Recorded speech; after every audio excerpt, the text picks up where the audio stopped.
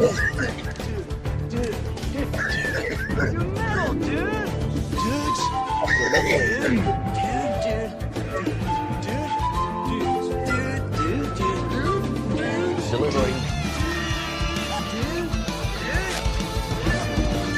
Delivering Dogface. Delivering Dogface. I'm the dude.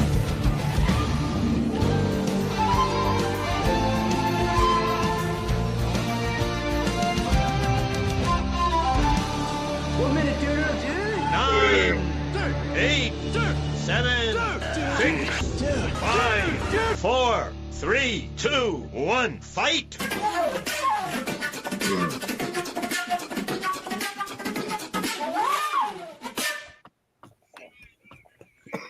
Oh, wait, that was the wrong button. That's the right button. That's the right button. There's the button. Right there. There we go. Yeah, no, so the Rockfin takes about 15 to 35 seconds once we go live before it picks up the stream, but we're live on Rockfin and cooking. Perfect. I've already talked about that on my show too, that because Rockfin's got extra steps that for whatever reason, most of them can streamline with StreamYard, where if you just hit the start button, it all takes care of itself. Rockfin, you've got to go into Rockfin and do extra steps after, and it won't happen until your stream starts. So there's no way to even do it at the same time. That's why a lot of these live streams have long intro videos or countdowns or something, some elevator music while you wait. Yeah. Yes, sir.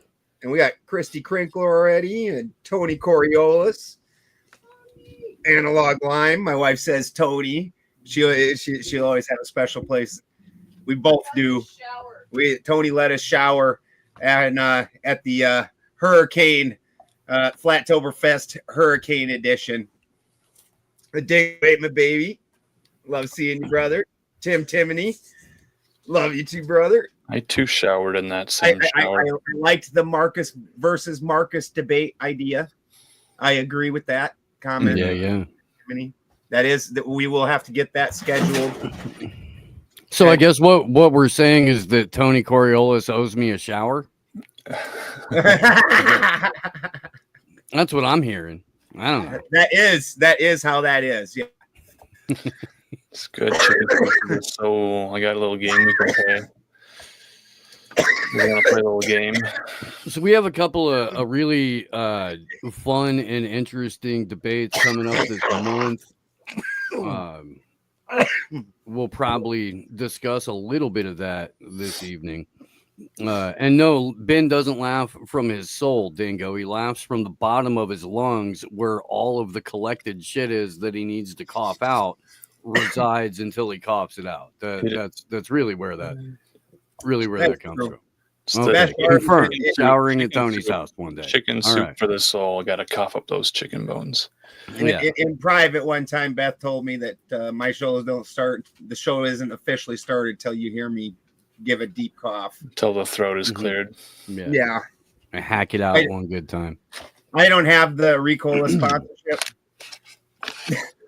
Yeah, it's very important, especially in these dry times when your throat just feels real tight. Just crack open a Ricola. You'll feel all right. Right. Our unofficial sponsor.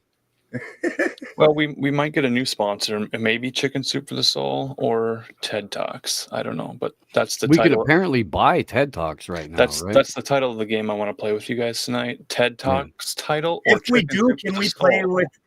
Can we play with Dan Quayle like a piñata? Yeah, you guys can figure out all the extra layers of complexity you want to add to the game. I just have titles, and you tell me if it's. I from meant a buy TED Talk Talks. or a Chicken Soup for the Soul book. Okay. If we buy TED Talks, do we get to infinitely make fun of him? Well, do we have a sovereign fund set up?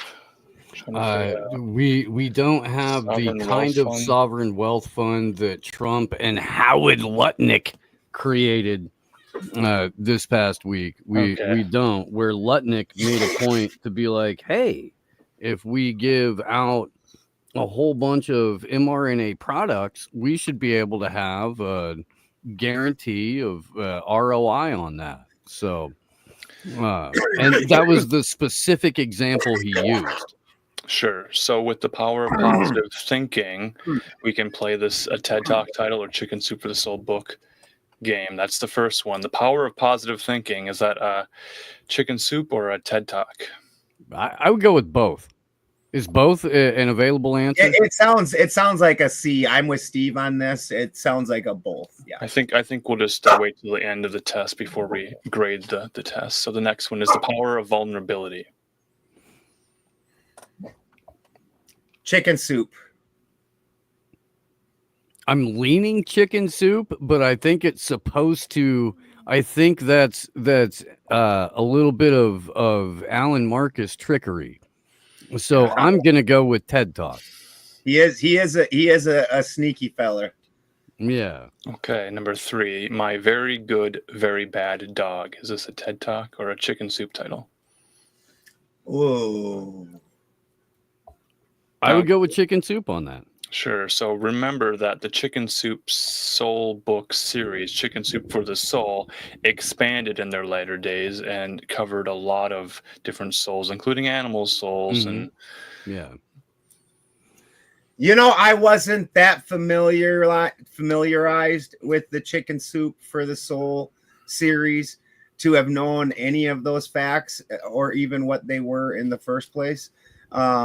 So I'm just taking the name of it and guessing if that's some dumb shit that some people with the name of it. And I've seen TED Talks about animals, like the lady that we interviewed with the weaving spiders. Yeah. She has a whole TED Talk about at the slaughter plants. I mean, that's the unfortunate side to it. This was all in benefit of the slaughter plant, where they had severe problems with the cows. She took more of an idea of their mentality and changed the way they did things. And then it took away their problems. So, I mean, I know those kind of things happen on TED Talks. I think there is some trickery going on with this old. I agree. Alan Marcus is a trickster figure. So I'm going to go with TED Talk on this one. Another title. The cat really did that with a question mark at the end. Shit. That's a Chicken. Why does this feel like the same question again? It does. It's the same question. It is. But I'm almost positive that's a Chicken Soup for the Soul. I'm going to go with Chicken Soup on this one also. What really matters at the end of life?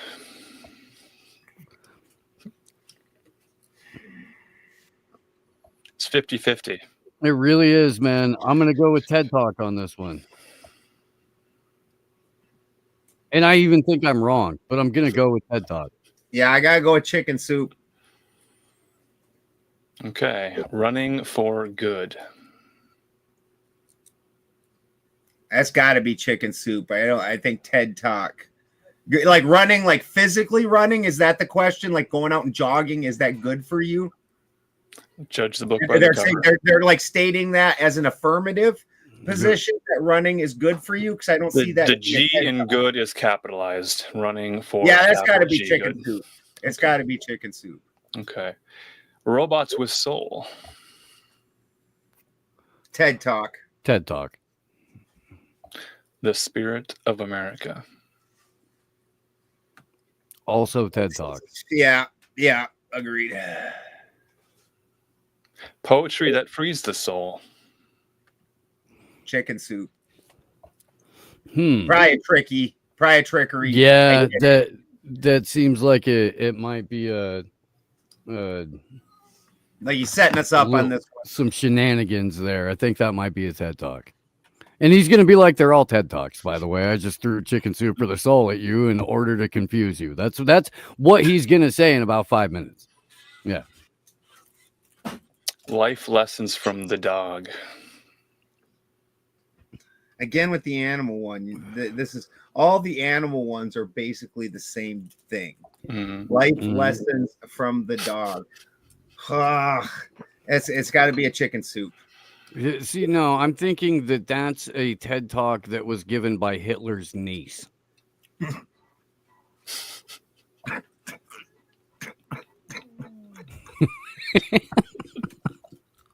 Making Ben spit take is my favorite part of this show, by the way. It really is. There's a title in my list here. It's How Great Leaders Inspire Action.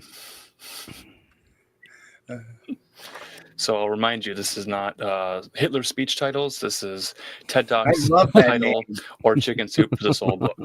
Is this episode? What do you want to hear about? It possibly is open to suggestions. Yeah, I mean, you can suggest whatever you want. We're pretty much all anarchists here. Like, it's just up to us whether or not, Suggestive, euphemistic titles always encourage clicks on the internet. Mm-hmm. The Power of Vulnerability.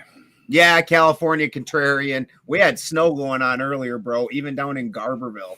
Like, fucking Garberville's, like, right next to the ocean and at sea level. My wife was up. There was snow in Ferndale, the whole 9. Oh, wow. Yeah, on the ground, standing on the ground. On the ground, but it wasn't Rio Del. It was in Rio Del, yeah. Like, which is literally right on the ocean. Yeah. Hey, look at that. Little rain. And I got full load of driving drone in right now. That's good. But did you get in there? Yay, thinking about topics. Okay, you're thinking about it. All right. Okay. Well, although to be fair, you know, you're going to be on a hit or miss also on whether we're going to disagree or agree. So unless it's something really fun, what's up, Joshua? Unless it's really fun, we don't, like, from the heart. We are a lot of times, or we don't always agree. But who the hell is calling me? Sometimes we write the title of the book first, and then we figure out what the book is going to say. Ben's got to handle a phone call. So got to call a friend. He's phoning a friend about TED Talk or Chicken Soup. Got a Chicken Soup for the soul. He's got a ringer. And he does. He doesn't play fair. That baller. I have a Chicken Soup for the Soul book on my shelf near me. I know these were really, really popular, and I think both of these sort of movements kind of diluted their brand over time a little bit. Mm-hmm. So now this not-for-profit, which was originally purchased by some guy, is now decided after 25 years he's about ready to retire, and he wants to give it away. But did you read the Wired article with the exclusive interview with this guy, this British guy? I read the slashdot.com summary this morning. Yeah. That's that's where I found it too. And then, you know, I don't go to wired.com every day, and I don't subscribe to the magazine anymore. I've got all the back issues from years ago. Mm-hmm. Tony has watched Johnny Mnemonic now. Okay. We need to at some point start a GoFundMe, because Marcus Allen has been downloading information for the entirety of his life, and now he's starting to run out. We need a doubler or something so we can upgrade the hard drive, and his, you know, he put a little thing in it, and then, you know, he can remember twice as much. That would actually be a fun debate right there. Timony. Melody first, then the lyrics. I just reignited, well, didn't reignite, but launched an affiliate chapter of something called the 52-Week Club. And it's a songwriting experiment where every week you get a word or a phrase or a topic, and then you have 7 days to write a song about it. Then we all meet up again. We play what we wrote, and then we get another word, phrase, or topic, rinse and repeat through 52 weeks for as long as anybody's interested in doing it. It was conceived in 2006 at the Strawberry Music Festival. I was inducted in like 2009. And I'm trying to make that happen in the, you know, kind of sandbox that we all play in. And so sometimes it is melody first. Sometimes you've got a couple of lines or something like that serve as the inspiration, and then you put melody to it. But I don't think it has to be one or the other necessarily. No, I think that the song will never be a hit song if the melody isn't hot And so I think he's 100% right. Melody first. I'm not saying you have to do the melody first, but I'm saying in the order of what's important, melody first. Because I'm going to say flat out, most girls don't even hear the words. Like straight up, they don't even know what the fucking song's about. Like they might know a couple parts of it. And I only discovered this like long ago when I was when I was still dating. I dated this girl and she loved this game, and it was about 80s music, and you'd say the words, the first couple words, and then however many, you got so many points if you could do it off of like 2 or 3 words or whatever, and you could fill in the rest of the words. And them girls never have any idea what's being said. And then what the best part, especially with her, was she, just like my wife, didn't know that most of these songs are about either drugs or sex. And if they're sex, it's typically with an underage person. While you're on drugs, even. Yeah, while you're on drugs. Yeah. And she's like, and this other girl, like when she's sitting there and she's, like, wake me up before you go was the first one I remember. She just like, what the fuck? Like, yeah, wake me up before you do cocaine because I don't want to not do cocaine with you. Right. Right. That's the song. And then if you're Wham and George Michael, that also means putting on like tiny fake leather hot pants and going to an actual go-go bar. Which you would probably have anonymous bathroom sex. What you want to do after cocaine. Yeah. Did you find that song that Gareth I talked about earlier today on the show? He talked about Idlewild, and was it Ronnie or Roddy in a Waverly Step? No, it was like he's got this English. He's speaking English, but it's I can't feel my face when I'm with you. Yeah, no idea what that song's about. so like, and then all the songs about having your way with a small young girl. You're like, and then the same woman's completely against PDF file type activity. You're like, then why are you singing songs about it, you weirdo? Or you remember that Pumped Up Kicks song? Mm-hmm. Like, how does a song glorifying serial killing high school people make it big? This is so I would say that the words you could almost, in fact, as my final point, there's that fucking Italian dude that made a song and not a word in the song is real, but he thought the words sounded like American words, and it became a #1 hit, and it's not real words in Italian nor English. And it was a #1 hit for an extended duration, and it's not even words. It's just gibberish because the dude thought it sounded like American.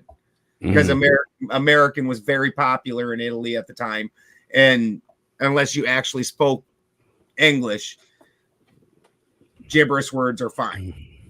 Like all the people here, all the drunk white girls singing Mexican songs that can't speak Spanish, and they're just like, and they just scream out certain parts of the song when they finally get to a part that, La vida loca! No idea why I'd use that one, Steve. Shout out to Louis C.K. and Pootie Tang real quick, by the way. That movie is fucking hilarious, and you have to watch it with English subtitles. You do. It only, like, when you see the whole, like, Wadate, sign your pity on a runnicon, like that, then it helps make it make more sense, even though it somehow makes less sense. Yeah. I do have the portion of the conversation, the Dementia Memory Recall game pulled up. I can't remember what Gareth said. I do every show in like a fugue state, right? I don't know. That's why I wrote it down, because I knew you weren't going to remember, so I was going to remind you of it. And there was that movie. What was it called? Awakenings. With Awakenings. I do remember that. Roberts De Niro and Roberts. Robin I Steal Jokes Williams. Yeah. Williams. Okay. And I can't watch me and listen to me at the same time, and I can't be on screen with me, so I'm gonna go ahead and duck out. But let's see what Garrett's answer.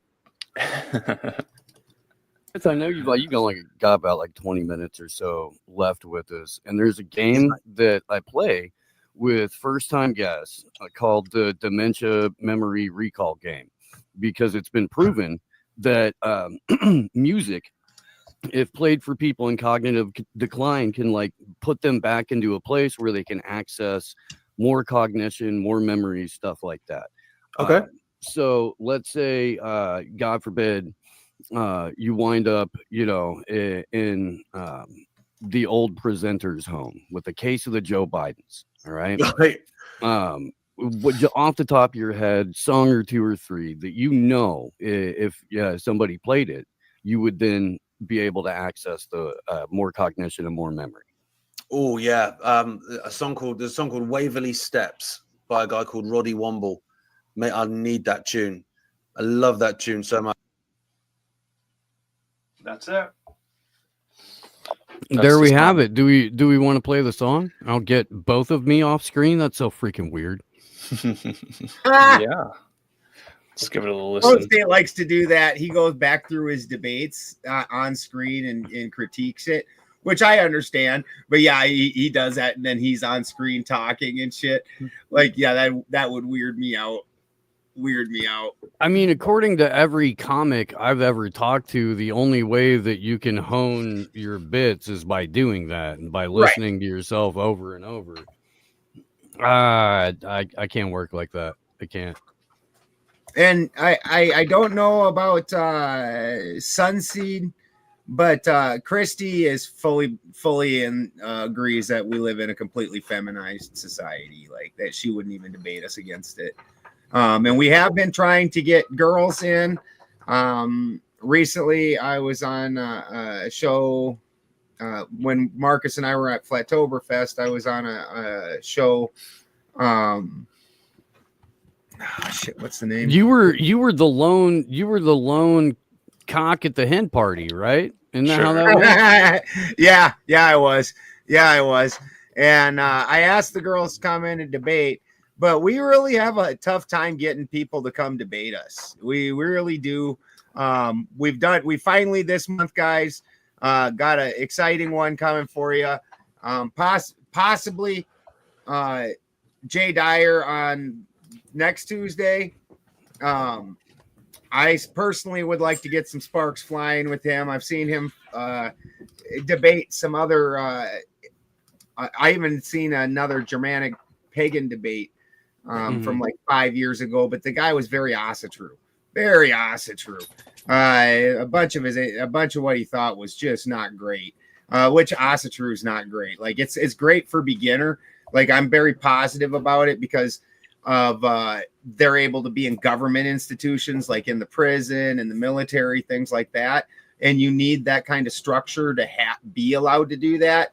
But then but also you take most of the good stuff and the spirituality out of it as in order to put it in that line. Yeah. So, and to answer Tim Timony's question, yes, that's David Icke's son. We had a fantastic conversation this morning. It was cool. It was, me, Gareth, and Ryan Christian, and then Chris, the Rained Out Rantcast, popped in like towards the end of it. And he hasn't been on in a while, man. It's been a while.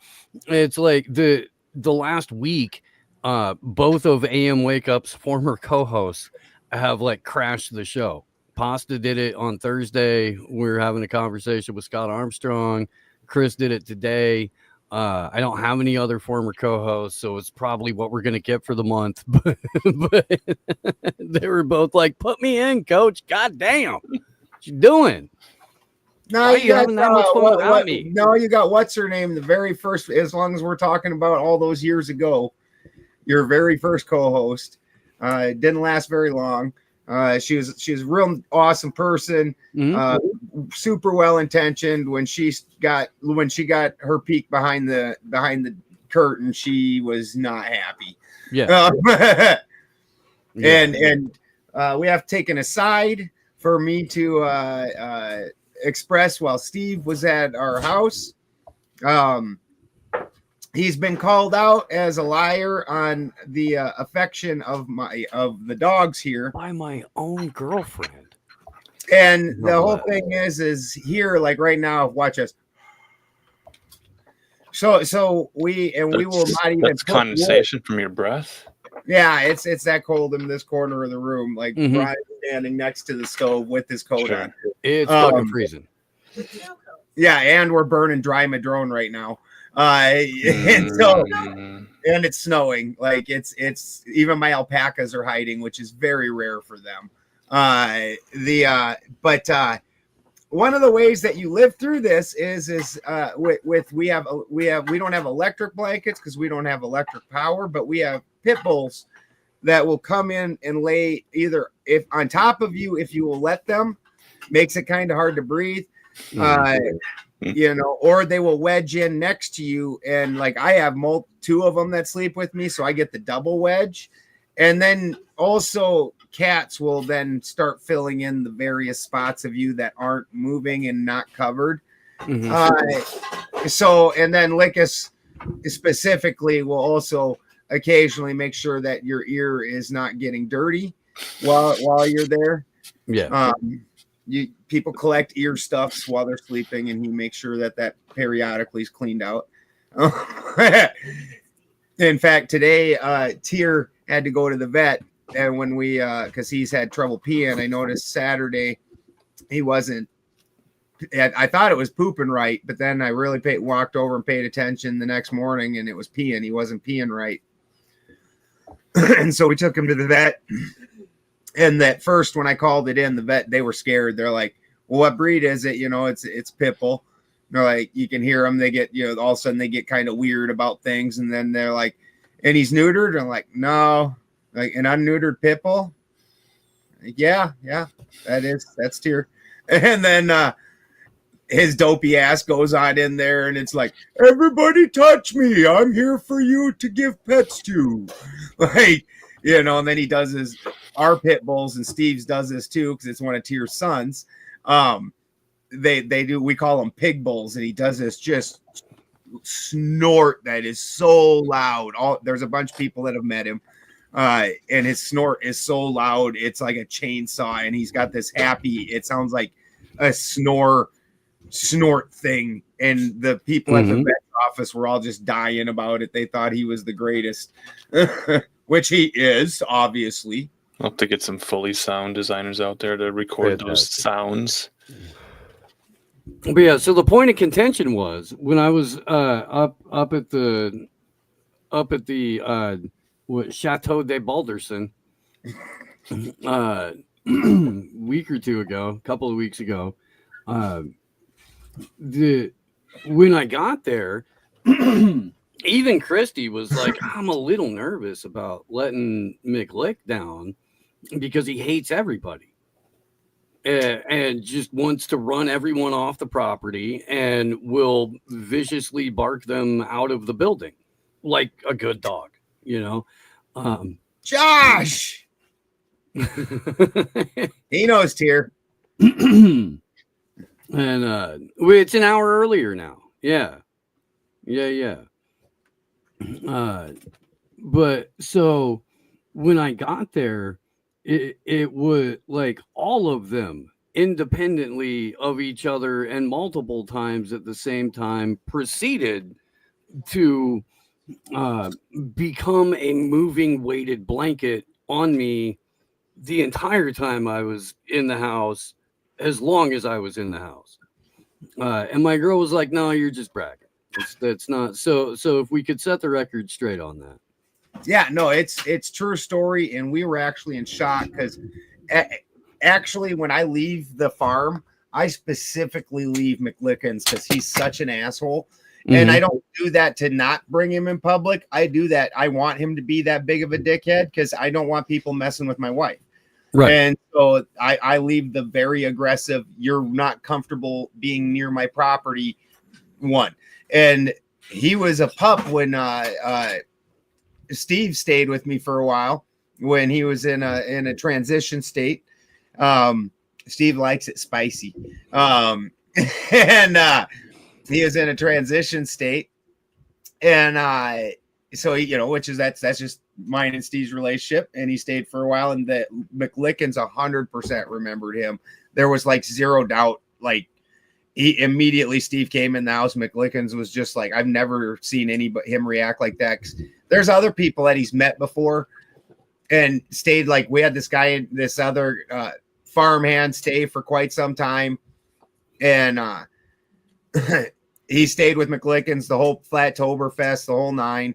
And McLickens still just like, if he comes up and walks up, he's like, fuck off, dude. Get off this property. You leave now. And he'll just sit there, and he's never like actually physically attacked anybody, but he'll get like 2 feet from you, stare you dead in the eye, and give you the most aggressive bark just over and over on repeat for 10 minutes, 20 minutes, 30 minutes. How long you going to stand here, bro, before you get the picture? I'm going to keep doing it. And if you move, I'm going to quick. And he does this side hop, and he'll side hop in front of you. And then so that way you're still in front of him. Like, yeah, motherfucker, you ain't getting around me. Yeah. So what happened when I got there was he had a very different bark. Very different bark. Was it louder? What was then different about it? Then when he got downstairs and had the opportunity to, he was my lapdog there for a while. Yeah, whether I wanted him to be or not. Yeah. Your chaperone? It was adorable, man. So McLickens is Gomez's lid. They came out of the same. They're from the same litter. Yeah. And yeah, we were very good friends when I was there, and apparently that stuck in his mind because he had like excited happy puppy yip instead of get the fuck up out of my house, you goddamn transient bastard. Is there some imprinting on the impressionable young dog mind? I think so. It really must have, and I'm very shocked about it because he's met other people. Steve didn't. It's not like Steve stayed for a year or something. He wasn't here that long. No, it was like 4 months. Yeah. So are you like Uncle Steve? I guess, yeah. I guess, yeah. And it wasn't just Mick. Like it was all of them. You know what I mean? But him in particular, he was particularly lovey. And he is very, very loving. You don't wind up with the name McLickens by being, a complete and total, like, it's not like an ironic nickname like Tiny for a giant dude or something like that. It's because that's how he is. But I guess only if it was, Ben Christie and me, and that's like it. Brian. Yeah, Brian. Now, only us 4 people are the only 4 people in the world he gives 2 shits about at all. Anybody else, they can fuck off and leave. Which is awesome. And it was great because I've known Tears since he was like a pup. Yep. Yeah, he actually he met Tear when Tear was like almost exactly 1 year, just under a year old, because Tear had gotten Scotty pregnant and Issa had just been born. And he met Issa right when Issa was just a pup, and he couldn't take one then.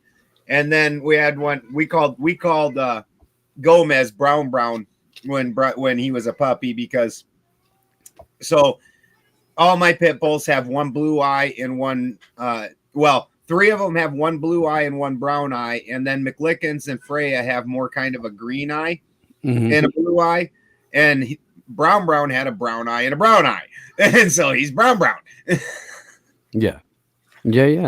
And then every time that Gomez smiled, he looked like Raul Julia from the Addams Family. And so that was a big part of it.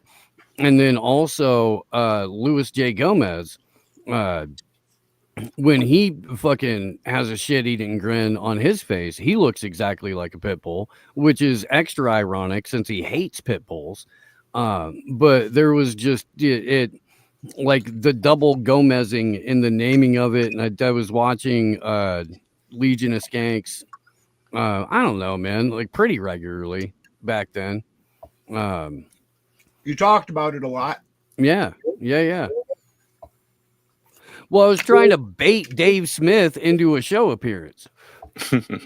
And he went on with Pasta on Convo Couch while we were doing the show in Vegas, but he wouldn't come on AM Wake Up.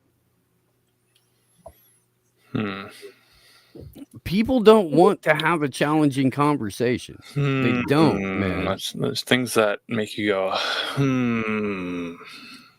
No, Well, immediately after, Dave Smith screwed over the entire Libertarian Party by backing out of running for, being the candidate for him.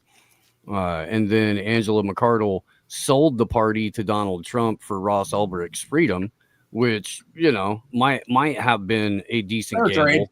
Might have been a decent gamble. I mean, what were they going to get? 1% of the vote if they did well? Not with Chase Oliver. No. We're going to get 0.5%. Dave Smith, yeah, he's a well-known comedian, well-known in the libertarian communities, done well in a few showings like against Cuomo. Mm-hmm. But at the end of the day, what's he going to pull? 1%? Well, you know what? Here's the interesting thing. So at the time, the theory was instead of Scott Horton being the candidate, they were going to leverage Dave's close personal friendship with Rogan, because Dave had been on Rogan like 5 times already at that point. And so they were going to try to push out as much of the vote through that nexus as they possibly could. But then Dave's kid got sick and he was like, I'm not going to do this. No. He's still a young guy. Yeah. But I don't know. I would be surprised if he actually popped up as a candidate at this point. I mean, how lucrative was it just to run as a candidate in the Libertarian Party or some third party, independent party, just for the campaign fundraising? Right? I mean, shoot, dude. Bobby Kennedy raked in it's $60, probably better $70 million. If you don't win, because if you don't win, then you get to keep the campaign funds and you can do it again next year, but then you don't have to actually move to Washington or do any of the hard work.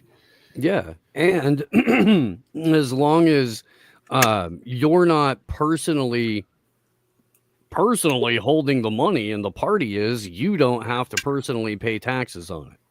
Okay. And then you can just appear for speaking fees from those campaign donations at every event and be able to like wash that money that way. Is that lasagna pizza? No, it's homemade pizza. My wife's awesome.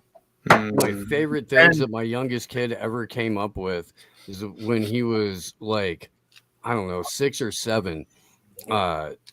He asked for pizza cake. And he meant lasagna.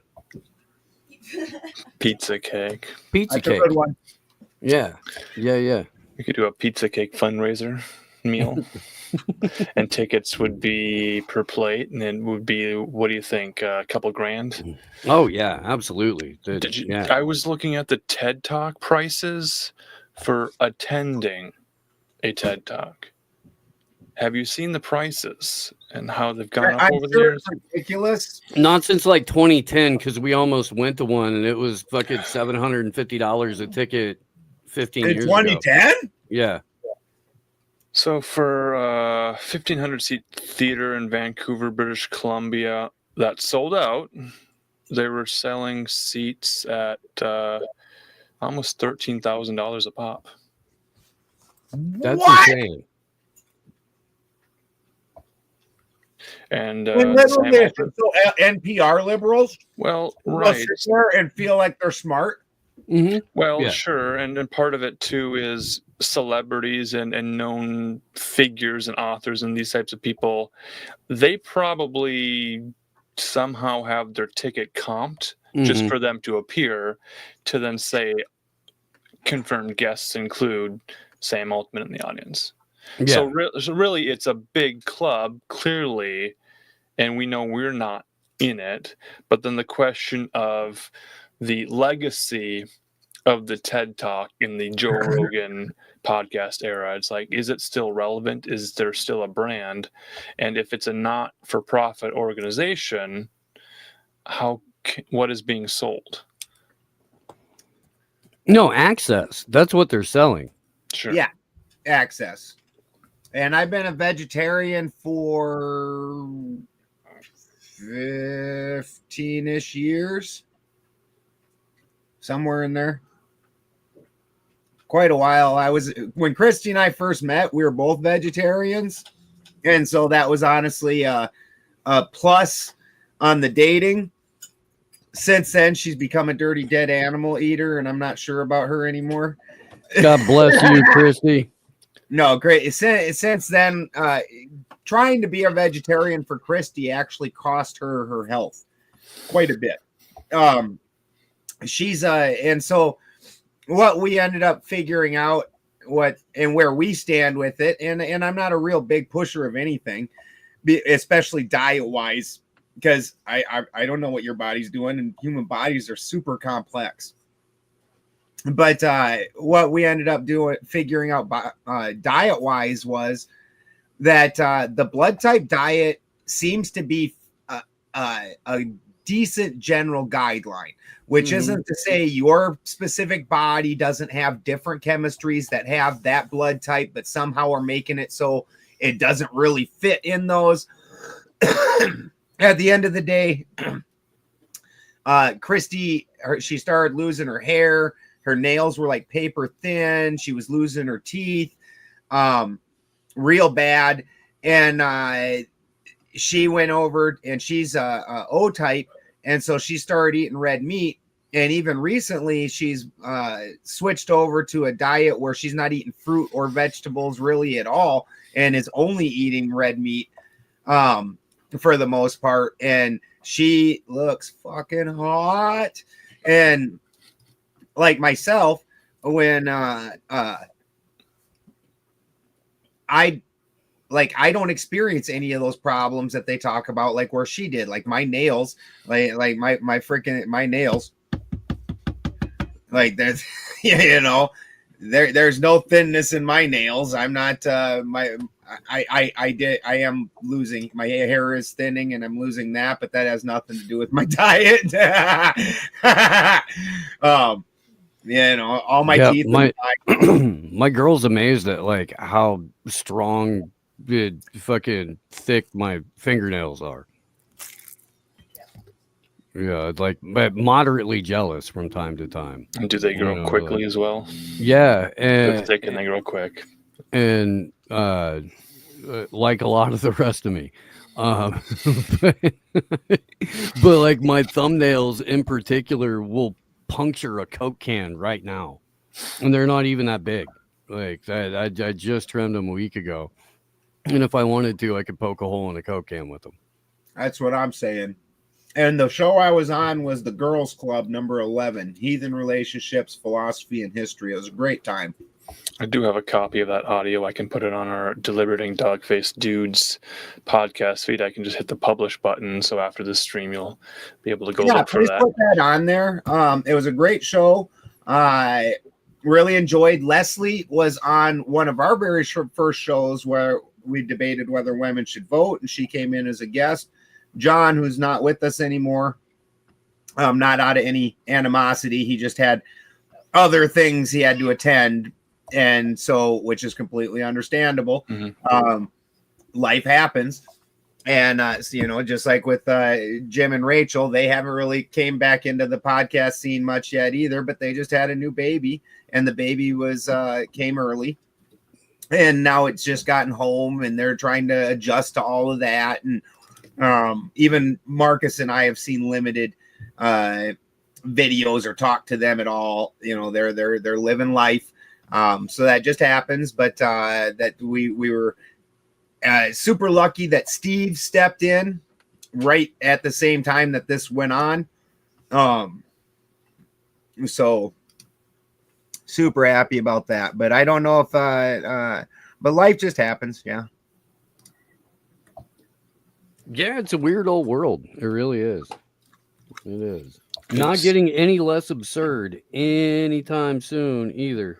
It's very absurd. And I know the topic of food and diet always comes up, and this issue of, veganism or vegetarianism is something. I don't know that there's a debate to be had. It's like you got to eat what your body needs.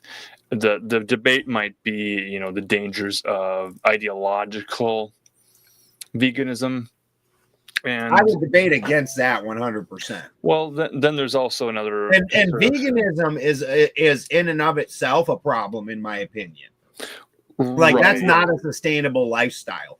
Like, where there's a bunch of things that you're missing that you have to supplement unnaturally in order to live that vegan lifestyle. Where mine, I can live on my farm indefinitely and get all the nutrients and all the things I need. I'm in very good health, and I got 8 grandkids running around, and I can still run around with them, so I'm doing all right. Right. It's that ideological veganism specifically that was sort of made fun of quite often. Like, how do you know a person's a vegan? They've already told you before they've told you their name, type of a thing. Yeah. Right. So then, in terms of veganism in the news, did you hear about some guy calling himself Ziz? Z-I-Z? Ziz? No. Look at this. What's got a breaking news weather report? Shelter Cove. Oh my goodness. Wait, is that California? Yeah, that's And like the ocean. That's on the coast, pretty much straight east of Redway. Does it have any It's groundhogs straight there? west of Redway. Redway, yeah. Are there no groundhogs there? No, and if they were, they are hiding now. Okay. Holy smoke, that's crazy. Like, that's not weather that we get. That's part of what we really enjoy about this area is our temperature range in the winter. It's right around 40 to 50 almost every day, even in the worst parts of winter. And then in the summer, it doesn't really get above 89. It's a nice temperate zone. So this is very cold. No. I mean, it's Shelter Cove is where we used to send the fuck ups in Boulder Creek when they fucked up too much to hang out in Boulder Creek. I read a news story saying that El Salvador was going to accept certain prisoners from America. What they offered it, and it kind of looks like that's being worked out.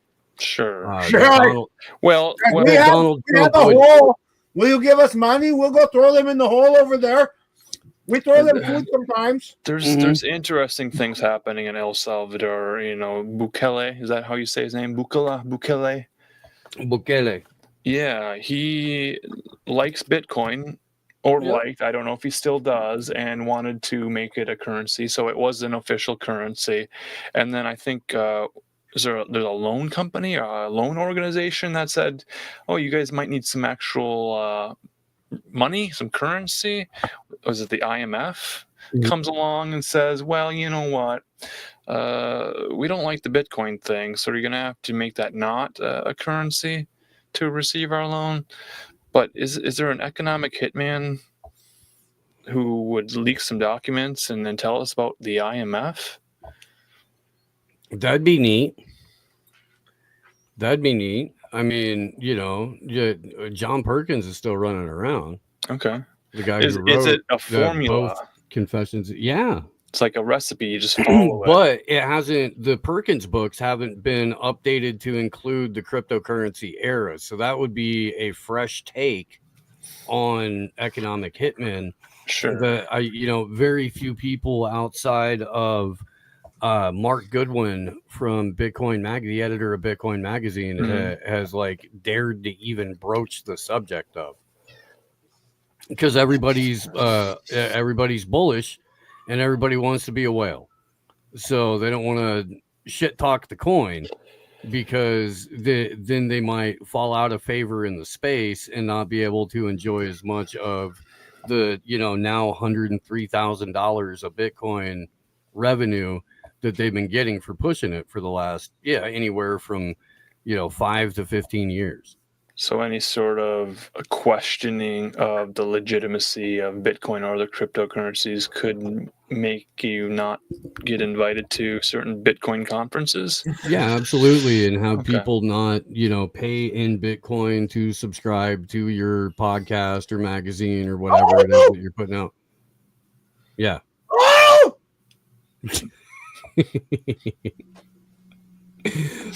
that's funny. Accidental Alchemist also is doing she's an O blood type like my wife, and she's an O negative. My wife's positive, but she got no monkey in her. Accidental Alchemist doesn't, but I think you probably enjoy it. She says it's been calling to her for a while. When Christy first did it, it was really crazy. You could see like on her nails, it'd be all paper thin at the front. And then the back was all like so much thicker. And then her hair started looking scraggly at the ends, but then thick around her skull. And that grew out. And she had to keep cutting the scraggles off. Mm-hmm. Like I have to keep throwing these scraggles off. You're the scraggle in this instance. Yeah, no, I'm talking to you. This is the part of the show where we say free cats. Spookums. Free cats. Spookums. Just not that one. No, this one's not Spookums.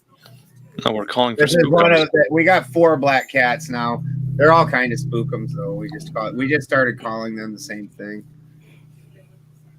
If they look, it's a different word. In case you're curious, it's a different word. But...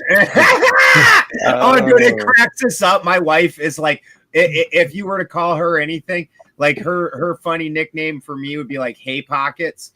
And because I always have hay and cigarette butts in my pockets, and mine for her would be Accidental Racist because she says the most accidental racist shit regularly. It's fucking hilarious, and she's not at all. But she's like that very, one of the people that says shit and doesn't realize what she just said, and just like da da da da da. No, I saw there were a couple of prompts up here about, and are you talking about like R? It's like H.P. Lovecraft cat name. Rutro Racist Roast, an open call evening that you share that you share your prior or current racism, whether trying to continue being or not, and welcome call-ins from your friends. I don't know if you know that this or not. like a Rock Fit only episode. But every time we get together, it's kind of a celebration of our hilarious, highly inoffensive, and classically casual racism. It really is. It really is. And I'm feeling pretty good about that. It's the best. About that. If you've ever watched our show Blunt Force Wisdom that we do on Monday nights, it's an anti-feminist who looks like she's a progressive, green-haired freaking nightmare. And she's not. And then another highly anti-feminist, country as fuck black chick, and that's the show. And I am probably the least racist person on that show. In fact, I think we could unequivocally say that I'm the least racist person on that show. Stop. Go away, Spookums. Yeah, we did call for Spookums, so Shug is adorable. She is. She's freaking hilarious too. Teal's funny as fuck too. Yeah, and messy. Definitely messy. But yeah. Spookums. And for anybody that hasn't met like this, little man. He's looking at my pizza intently right now. Man. Go put Spookums outside. McLickets. Hey Gomez, come here. Your brother's on screen. Come here.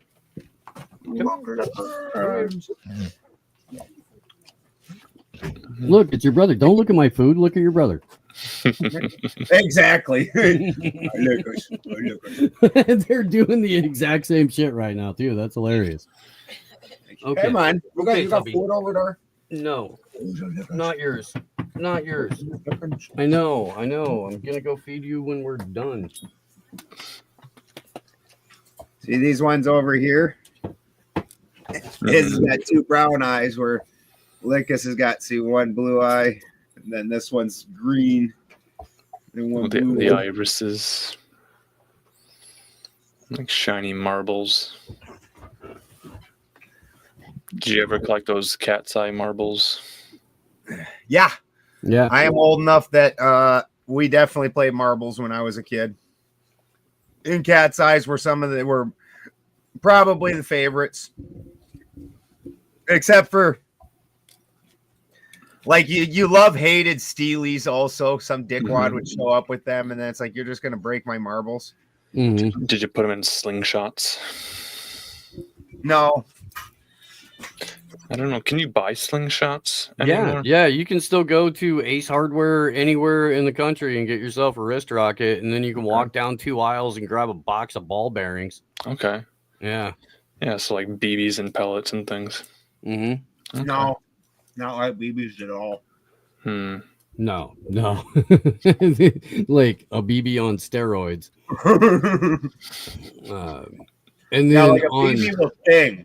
This will actually cause problems. They advertise like a non-lethal shotgun. I think it shoots like beanbag rounds and stuff like that on Glenn Beck's show. And so if you happen to be a felon, you can still own this gun. Because it shoots it only shoots NLRs. You can register your Nerf for nothing gun. Yeah. With the government. Yeah. Yeah, I've seen guys get shot with those. Looks like they don't like it. No. It'll sit you down I for think a minute. real tough dudes fold under that. Yeah. Yeah. That'll make you sit down for a sec. It will. Yeah, I seen a dude that went through all 3 levels of mace, and he was doing push-ups while he was getting the worst level of mace. And then so they're just like, all right then. And they just came in with the beanbag guns, and you betcha. And I was like, nah, I'm done. Yeah. Fucking yeah. Beanbag round to the solar plexus is gonna take most of the fight out of you. It really is. You're freaking 1,200 feet per second coming at you. Is this an okay time to talk about Hog? Hog? Oh, David? David, is he? Yeah. Oh my God. Is he sitting in a DNC chair? Dude, I wasn't even necessarily going to go political because it's too much right now. Like every avenue. Like, holy shit. The DNC's like, you know what? We got to get in touch with young people. You know who could be our representative? That David Hogg kid. Kids love him. Like, what the fuck are you talking about? What is that even?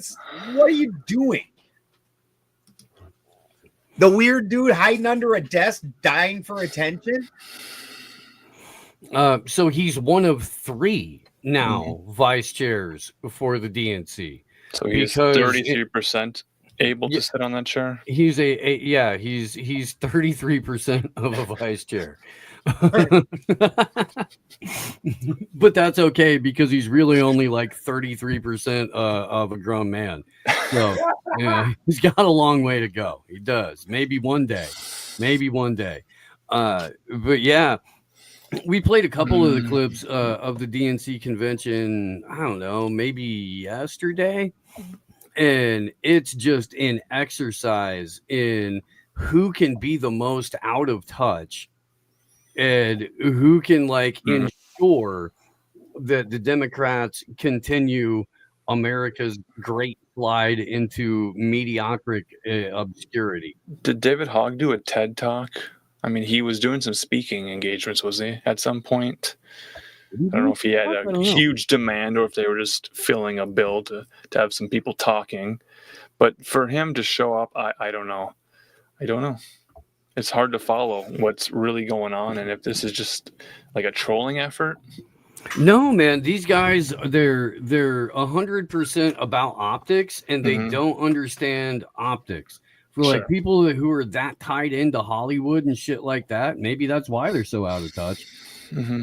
But their marketing, your optics from people that have managed to tank an entire industry over the last 10 years.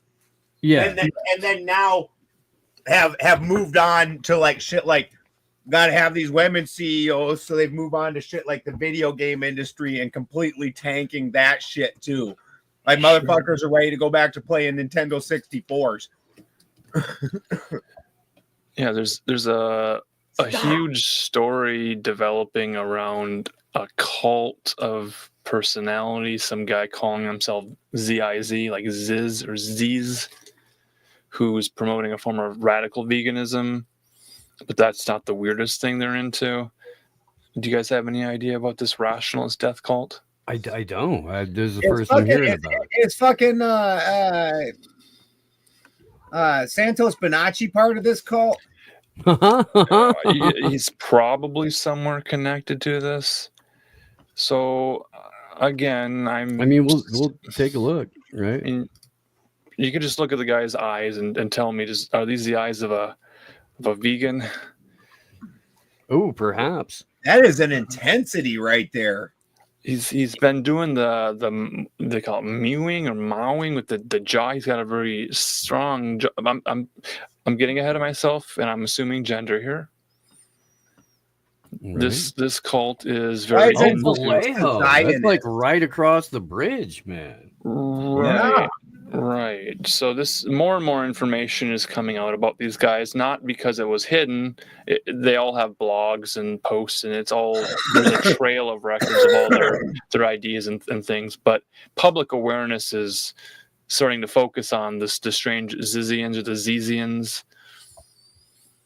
And there's an element of like transcendental transgenderism. Samurai sword?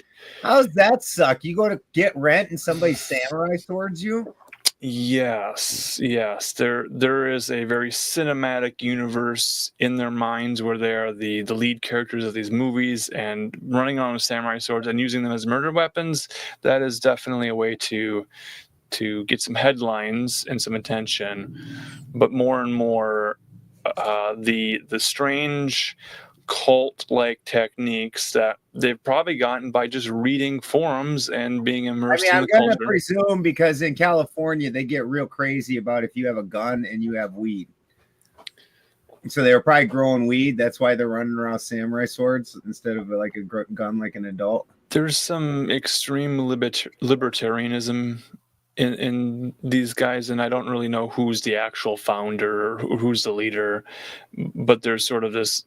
I'm just saying that's a thing out here in these areas, like what they're talking about. All these people that live in these areas, that's the only thing that they do is grow weed and then pawn stuff that they steal off of other people's properties. Those are the two jobs that you find out in these areas like that. Mm-hmm. If you're not doing one, you're doing the other. Right.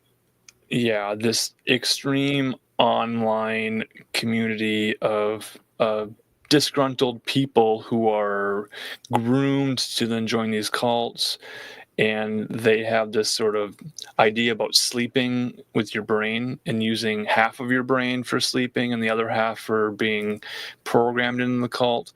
So they know some of these techniques to really encourage people to go deeper and deeper and deeper into They're doing that shit where you listen to shit in your sleep, so that way it sets in subconsciously. It's the unihemispheric sleep patterns that they've really pioneered, I suppose. Apollo Mojave. Name, huh? Who the fuck's named Apollo Mojave? There is so many weird details, and it's outside the scope of what we can cover tonight, but I just want to bring some attention to it. We'll dig into it on the show this week for sure. Yeah, who are we even picking a fight with that's going to talk about this shit, Marcus? Who's into this? Do you know? Who would defend it, or who would explain? Yeah, who's gonna take the affirmative on this shit? sometimes there's no debate. There's just weird characters and interesting characters, and then there's people that cross the line and murder people. And at that point, we're supposed to be picking fights. Who are you picking a fight with here? there's gotta be someone who would defend these people as brilliant artists. We're gonna have to chalk this one up with you trying to pick a fight with the Crowley people that you've been trying to fight with. A proper Thelemite. Yeah, you've been trying to pick a fight with Thelemites for like since I've known you. The Thelemites seem to fight amongst themselves. We were just trying to find one to explain Thelema to us, to then have another Thelemite listen in and say, no, that person's wrong. And then we just have a content mill of free content, because you just, once you get the engine started, it would never end. Oh, fuck. Oh, fuck. So after next week is if Jay Dyer, we're getting confirmation on that, comes in, we after that we have the Jaren debate. I know that everybody in the community on mine and Marcus's side, maybe not as much on Steve's side, are all super happy with Jaren right now and love him. I know that's going. So that should be but there's probably going to be people cheering for his for him to bleed. Like, oh man. But and then it could be a comeback. It could be a career changer. It could cause him to go in a new direction and remain victorious in a debate. There's always that possibility. It hasn't happened yet. Marcus has been chomping at the bit on that one so badly. I'm not sure if I'm not going to have to step back. Get rolled with him. It hurts to have to even talk about this topic. It stings, but there is poison in this that we need to purge. Yeah, get the poison out. Yeah. It is definitely one of the things I find surprising that the truth community bit into myself. For people that ran around yelling about how fiat money is fake, then to go and double that, and then to go jump onto Bitcoin, which is, at least with $1, you have like a dollar. Like, there's something to hold. Bitcoin, you just seriously got nothing. Backed by nothing to hold, nothing to anything, and they've made just this very etheric wealth system that has no accountability to it. Like, well, it may have accountability coming if Senator Bill Hagerty introduces any legislation into anywhere. They keep talking about. Anyways, we got that coming. Oh yeah, there's a lot of news coming. Like I said, Marcus is so I've never seen Marcus quite so chompy at the bit on anything. I might have to step back and moderate on this. I'm trying to be modest. I'm trying to be reserved and calm. We can't be gang teaming. I know Jaren can definitely do a 2-on-1. If anybody wants somebody to come in and knows somebody to come in and tag team with Jaren, on the topic of cryptocurrency. We can't be 3-on-1ing him, though. Then it starts looking like something off Porny Hubs.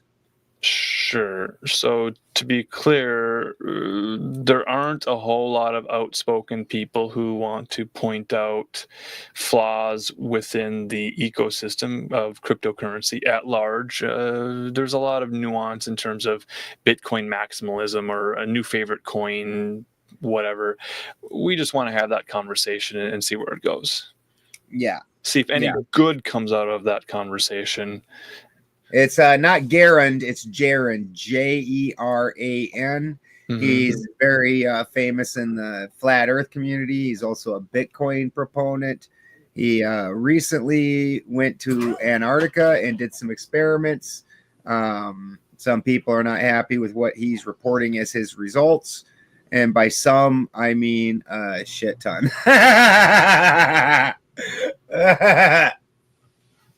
Like, they angry, big mad. But he's a very well known figure. He's a big Bitcoin proponent, and knows a lot about it. Is invested in it for a substantial amount of years. Yeah, he did go, and then said. And the thing is whether he thinks that he doesn't. He said that doesn't necessarily make the Earth the shape that they're saying, but he went, and when he saw something counter to what he thought, he said, "Okay, well, that's not what I thought it was going to be," and is now rethinking. What, I don't know where he's going to land on it, or I don't know, maybe he's already landed somewhere on it. Him and I didn't talk about that. But he is rethinking it. And the fact is I don't know how you can fault a guy for that. I don't even understand how, like, I never fully, I always came out, and I, even at events, I've said I'm a cosmic egg guy. I don't understand how their model always had Polaris at the top, but the southern hemisphere has a piece also, and so those two at the very least would be top and bottom. But that's not how I'm seeing it. I still think that it has a possibility, only with like either a concave or a convexness, and then Polaris and Sigma being more side by side. Instead of thinking of them tricking us, I think maybe it's a trick that it's going this way and it's going this way, and that the sun. And there's already a lot of information saying the sun doesn't have an actual physicality to it, and that it's a reaction coming off the firmament. And so if Sigma and Polaris then are acting as like an axis, and then the basically Niflheim and Muspelheim would be above us and below us, but we wouldn't really be able to interact with them. But where that energy is interacting with the firmament, that's where we're getting something. Just like this, you can't see light in space because the light needs things to react off of in order to be seen. And so that's what's creating the reaction. So we already kind of understand that that's what's going on with the sun anyways, a little bit. Anyways, that's not something I'm trying to debate in any way, shape, or form or anything like that. But we're going to debate Bitcoin. And I'm not sure who the we is going to be. Like I said, Marcus, who's normally prefers to take the moderator position and has pretty much put himself into that. And he is chomping the. I'll moderate for that one too. I can, but you might have to, because I'm not going to argue with Emily Moyer. I'm definitely moderating the week after. Okay, yeah, no, I'll draw the straw for that, and then I'll just spend the week sending Marcus all of the cheat notes, argumentation that I would have used for that one. Sure. I mean, that's part of preparing for the debate, is understanding the nuance in the conversation. There's a lot of nuance as to, we didn't even know what a Bitcoin was until someone told us, and that'll be an argument. If Day comes next week, do you want to moderate, Marcus, or are you moderating, Steve? For the J thing? Yeah. I don't know if you've had a bone to pick with him or not. Not really, man. I know we're kind of friends, which there's points of contention that we have, and there's stuff that we definitely don't agree with, and I think some of the moves that he made. Too. I don't mean we want to pick the bone with each other, Yeah. No, there's some shit that he's done outside of the what happens on camera that I definitely don't agree with. But I'm a fucking pirate. Like, if somebody else is a pirate, I can't really like fully hate another pirate. You know what I mean? So I am not a pirate. And I do have that. That's not what I'm going to try and argue with them about, but I do have that bone of contention because I personally am not a pirate, and I am personal friends with that other person. Yeah. So, yeah. Like have eaten. No, and that's what, like, and that's the biggest thing that honestly, like, I take issue with him for. Other than that, to me, he's a fucking podcast bro. who needs to douche it up a little extra hard in order to maintain an audience in the InfoWars space and stuff like that. So he's really got to lean into the Chad level douchebaggery in order to maintain the lifestyle that he's become accustomed to.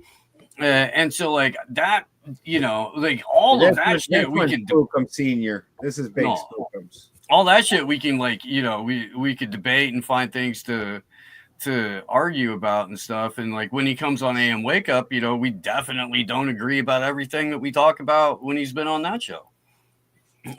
But right, you know, we also haven't like truly butted heads, and definitely not online. He lives right by where we're throwing our music festival and Third Eye Carnival thing. But I didn't extend an offer to him to be one of the live podcast panelists, you know, just because I don't want that part of the internet to invade what we're trying to do with the carnival. Yeah. 100%. I'd rather have a whole bunch of Libertarians. You know what I mean? As opposed to Jay Dyer, Chad Dubros. Yeah, the Libertarians are a good crew. As on a whole, you know, there are the exceptions that are, you know, super crazed with shit, but on a whole, nice guys. A lot of the guys that walked the flashlight's right there. A lot of the guys that walked away from it, but still kind of maintained the structure of it and maintained the relationships that they developed in it. Like Billingtano, he used to be a bear. Real good crew of guys. And I'm not against everything Owen represents. I mean, you know, at the end of the day, the guy's a Hollywood guy. So, you know, it was always. When I was staying with you, you were on the phone with him three times a week because he was calling you with goat questions. Yeah, and alpacas and stuff. Yeah. And he, you know, the guy, you know, we had it out. You know, I disapproved of some of his behaviors, but you know what? I'm an actual hard ass country dude, like straight up. Yeah. You know, that guy is a legitimate. His parents are both highly educated. He grew up in an entirely different environment. And so the way that they act, the codes of conduct for him are more malleable than they are for me. And so, you know, but on the general, it's not his general message. I don't disagree with. I think he's a bit wackadoo on some shit. He gets a bit too bombastic for me, but just like you were just talking about with Jay Dyer, only the bombastic people keep the big enough crowd to make enough money. If you want to stand out, you've got to be wild. That's just all there is to it. You know, Ben Stein, you know, Alex Stein. No, Ben Stein, it was standout because he was so not, you know, but other than that, you're okay. Just blah guy. You were talking about bombastic douchebags, and so I immediately thought right. He's the only one on the opposite end, and he was so far just so monotone. But other than that, if you're not standout, you ain't making it. The guys who make it big in entertainment, the low-level guys are 10 times more standout, 10 times more bombastic than any of the rest of you ever imagined being like, yeah, I was wild back in the day, not compared to these guys. Like Alex Stein, now that Steve brought him up, is a perfect example. Like he's up there wearing a woman's bathing suit with a rubber ducky thing around him, singing a song about putting a bullet in Putin's head. And, you know, at an actual city council and recording himself doing, or having his friends record him doing it in order to obtain the level of notoriety that he obtained. Like, I'm not willing to debase myself like that. Yeah, no, the whole culture jamming thing, kind of crazy to me. One of the comics at the Third Eye Carnival, Nashville, does some of the culture jamming stuff. He went to, some Democrat-sponsored event in Atlanta in a pink wig with a ball gag and was trying to like interview people with the fucking ball gag in his mouth. It's like the conversation is and you've got some well-meaning liberal fucking moron trying to play along because he's out there in a white dudes for Harris shirt. Because You know what I liberals mean? don't kink shame. See, and I'm not against even the bombastic guys. You know, I'm just not one of them. Yeah, And no, I that's love why Brad. I Dude, was Brad's saying, you know, fucking like, great, man, and he's goddamn hilarious. I just can't. I can't do that. I don't have that kind of shit in me. I don't. I grew up with a father who loved me and an older brother who was a decent role model. I'm And you fine. got all the attention you needed. You know what I mean? But yeah, and shout out to Brad because you know he's one of those people who's really gonna fucking put it all out there for the love of the game. And somebody in the coherence, Victoria Salt. So the event is the Third Eye Carnival Nashville, April 4th through 6th in we're calling it Third Eye Nashville. It takes place a little bit outside in a town called Portland, or on this lady Teresa's farm. It's an 18-acre property. She's got a big ass barn that she built a stage into that has an actual legitimate green room in it. There's like church pews in it right now, because she does like a cowboy church thing and she hosts weddings there and stuff like that. The side doors of the barn open up and we can fit close to 140 people in the barn. hold down. Okay, so let me tell you Might about be the a fucking hootenanny. hoedown. Friday night, April 4th, is a co-birthday celebration that Ryan Christian, the last American vagabond, and I have been threatening for 5 years at this point. We were born a day apart. He's a little bit younger than me, but we were born a day apart. And so we've been threatening a co-birthday get-together for a while. Both of us play music. We've got a number of friends in like the podcaster community that also play music.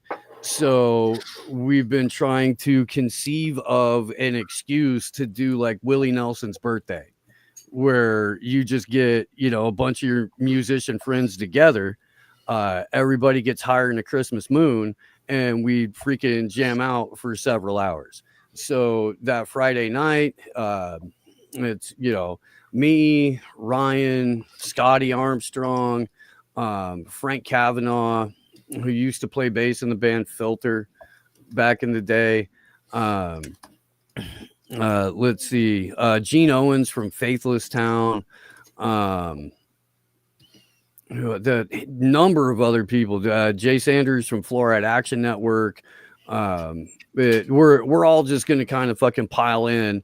And Spiderland, who performed at Third Eye Carnival in Pueblo last year, they're going to be out there.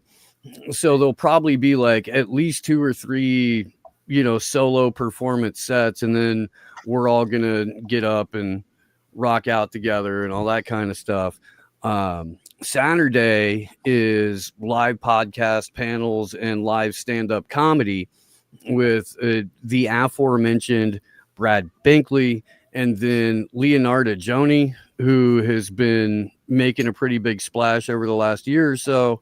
And Sam Tripoli is going to headline. There's a couple other comics that we're talking to right now, and we're trying to sort it out. We may have more comics on Saturday. Teresa holds Cowboy Church every Sunday morning, so that's going to open Sunday morning. We'll do a couple of more panels, and then we got to start cleaning up and getting everybody out of there. But you know, you can camp on the property. We will have facilities for you. There will be food. There will be the ability to shower. And then, 2 nights, 3 days. You can camp if you want to. If you want to grab a hotel, there's one like 1.5 miles up the road that has a group discount for Teresa's farm because she's thrown a number of events there in the past. So they have a working relationship with her. It's 35 minutes away from Nashville. If you wanted to stay in Nashville, you could easily do that. The ticket price for the entire fucking weekend and all of the living fucking legends that I just mentioned, $90. Yeah, raise your eyebrows a little bit higher because that's a screaming fucking deal. How many TED Talks could you? Right? That's a fucking crazy screaming deal, considering half the truth community has switched over to fucking $1,500, $2,000 clamping events. Yeah. Mm-hmm. Yeah. So we're not doing that. I have a blue collar audience. Yeah. I'm a freaking mountain Billy. You know, I couldn't afford to go to my own show if I was charging $150 for the weekend. So Scott Armstrong and I held pretty firm on the ticket price and making sure that it was under $100. And again, you get all kinds of really cool shit. And you can camp out on a beautiful 18-acre property that has 10 separate bonfire pits. They're going to be going. It's going to be raging. So if you can get there, get there. I'll drop the... marijuanas, and you got Steven, some music. Shit is going to happen. Yeah. Black helicopters will show up, but just ignore them. Just because that happens every time we hang out. Is that just you and I? Specifically me and you. Yeah. Well, yeah. Training exercises. We're going to blame Christy on this one. Mm-hmm. So this is an April event that you're talking about. I know we've talked about a July event. That's a separate event. Yeah, that's the Third Eye Carnival in Pueblo. So my whole idea with this thing is that it's vital for us to get together in 3 dimensions so that we can realize that we're not just wandering out here in the wilderness by ourselves. It's a great way to help build community, network, feel a little bit better about where you have to go back to because you know you have a community. And the Third Eye Carnival is an art form plus, you know, live conversations about real shit, and then some silly games, and that's a Third Eye Carnival. So it's designed to be replicated, not scaled, and we can do these in basically every blue collar town in the country, and then maybe a couple of, like, you know, outside of some major cities. So it happens at an art gallery in Pueblo called The Blowback. 4th of July weekend, and actually Friday night for Third Eye Pueblo this year will be 4th of July, which means we're also going to go up on the roof and shoot off a bunch of fucking fireworks, and that'll be fun. And Third Eye Pueblo is Colorado now? Yeah, in Pueblo. Yeah, they go off, dude. Burn down there. Nope, not a damn thing. They go off in Pueblo. We were there on 4th of July last year because I think we landed either that morning or the night before to get ready for the weekend. And bro, it sounded like downtown Oakland after the Raiders won the Super Bowl for 8 straight hours. So bring your It was plugs. impressive. It was ready? impressive. Yeah. Wow. So there are events to look forward to. April and July events. April 4th through 6th, July 4th through 6th. We're trying to pull something together on the West Coast. The problem with doing a festival like this in California is that it costs a lot of fucking money. And we don't have a lot of money. So anybody with a farm. yeah, but that person with a farm lives like 3 hours away from any major airport minimum. And so when people come to visit, that's kind of something we have to consider. But I would love to do. I would love to throw one on your property, dude. I would. That'd be fantastic. Trip up to 101's nice. Yep. When it's open. Carpooling with the crew. Yep. And then as we get It's trapped. as we get closer to the Pueblo event, I'll have a couple of different websites that you can go to, but for now, I'll put the ticket link in the YouTube chat for Third Eye Nashville. We'll create a whole thing for Third Eye Pueblo when it gets closer. But it's like me and two other people putting all of this stuff together, and everybody's getting pulled in a billion different directions all day, every day. So, and we're working on a budget of maybe somebody will be nice and cover the cost of the comics. Thank you, Toady Arterburn and Wise Wolf Gold. Maybe somebody will be nice and cover the porta potties. Thank you, Tinfoil Hat Girl. All of the ticket sales and all that stuff is going to pay off what we have to, what we're renting the property for, and the insurance policy that we have to carry on. They're asking for the web page. Huh? Asking for the web page. We'll put it in the chat and in the descriptions after as well. We'll get that information out. Like a hurricane in 2024. If you've done well in cryptocurrency and you need to get rid of some of that sin that you've obtained by gambling, I guess there's probably methods of donating with that. Are you anyone accepting cryptocurrency payments for sponsorships? He asked about shrooms. He was asked about shrooms also. I will accept cryptocurrency and it immediately gets converted into fiat because I can't hang on to it because I got bills and kids and shit like that. What about cats? Do you accept cats? We don't have enough cats yet, but we're not in a position at the moment to adopt a kitty. Otherwise, I would have brought one home. I kept threatening my girl to bring one home when I was up there, and she was like, "Dude, yes, but don't, because I can't." They aren't scared of dogs, so it's perfect. They aren't scared of dogs at all. They don't give two fucks about pit bulls. They're all Tinfoil Hat Girl is an absolute baller. She's a holistic dentist. In her real life, in her and works with almost exclusively. Yeah, she takes the whole tooth. Not just the cavities. Not just the root canals. No, but she works primarily with like low income people, and then has a couple of wealthy hippies in South Texas that exclusively go to her that she can charge actual dentist prices for. Could we have her on for a debate about dentistry? Maybe. Okay.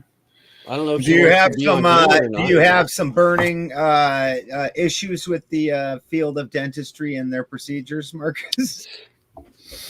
Privately, you never know, Marcus. The guy again, he's Johnny Mnemonic over here. We need to get the guy a brain doubler, and then he can continue consuming all possible data that gets There are some. Guys still watching VHSs for you people. And then also we'll be live streaming this stuff too. So if you can't make it out, there'll be a way for you to hang out and watch it. And we're not going to put that behind a paywall because I refuse to put anything behind a paywall.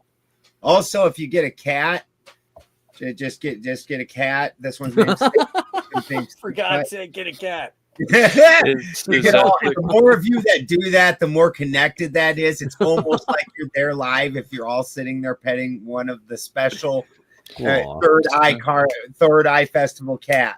Right? Third Eye Carney kitties. Yeah. So we're offering this solution. This looks like a carnival cat. The cure to male loneliness. Yes, we're offering it's Fight Club without actually having to get your face rearranged, kind of thing. The cure to because we're old and it fucking hurts. And I don't want to fight. Let's end this epidemic. I made these guys listen to a song about that before we went on the air. Is that not the most accurate and hilarious thing in terms of that freaking subject?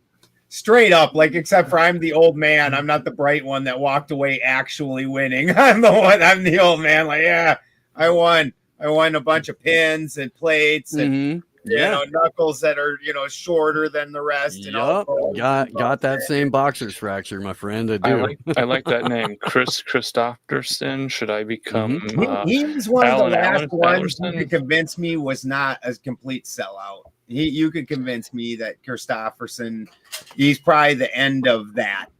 That era, that Highwayman era. Yeah, where it was Christopherson, Willie Whalen, those guys, like they were the actual David Allen Coe, freaking Billy Joe Shaver, Guy Clark, what's his name, Steve Earle, Towns Van Zandt. Those guys, they lived that life. They did, boy. They lived that life. And no matter what you think of Sinead O'Connor, when that dude walked up on stage, when people were booing her because she came out against the Pope, where most people in the country would cheer that now, they still don't even remember that she ruined her career over doing that, calling him out. And Christopherson just walks up and like, fuck what they think. Yep. Like, well, and he was a fucking Vietnam helicopter pilot. Yeah. That dude was a beast. He landed a helicopter in Johnny Cash's lawn to give him the freaking demo tape for Sunday Morning Coming Down. He stole a helicopter and flew it to Johnny Cash's house to give him his own demo tape. Well, how else do you pull up to Johnny's Cash's house besides in a stolen helicopter? What the fuck? Before he died, Waylon Jennings said Luke Bryan is to country what finger fucking wearing panty is the same thing as finger fucking wearing pantyhose.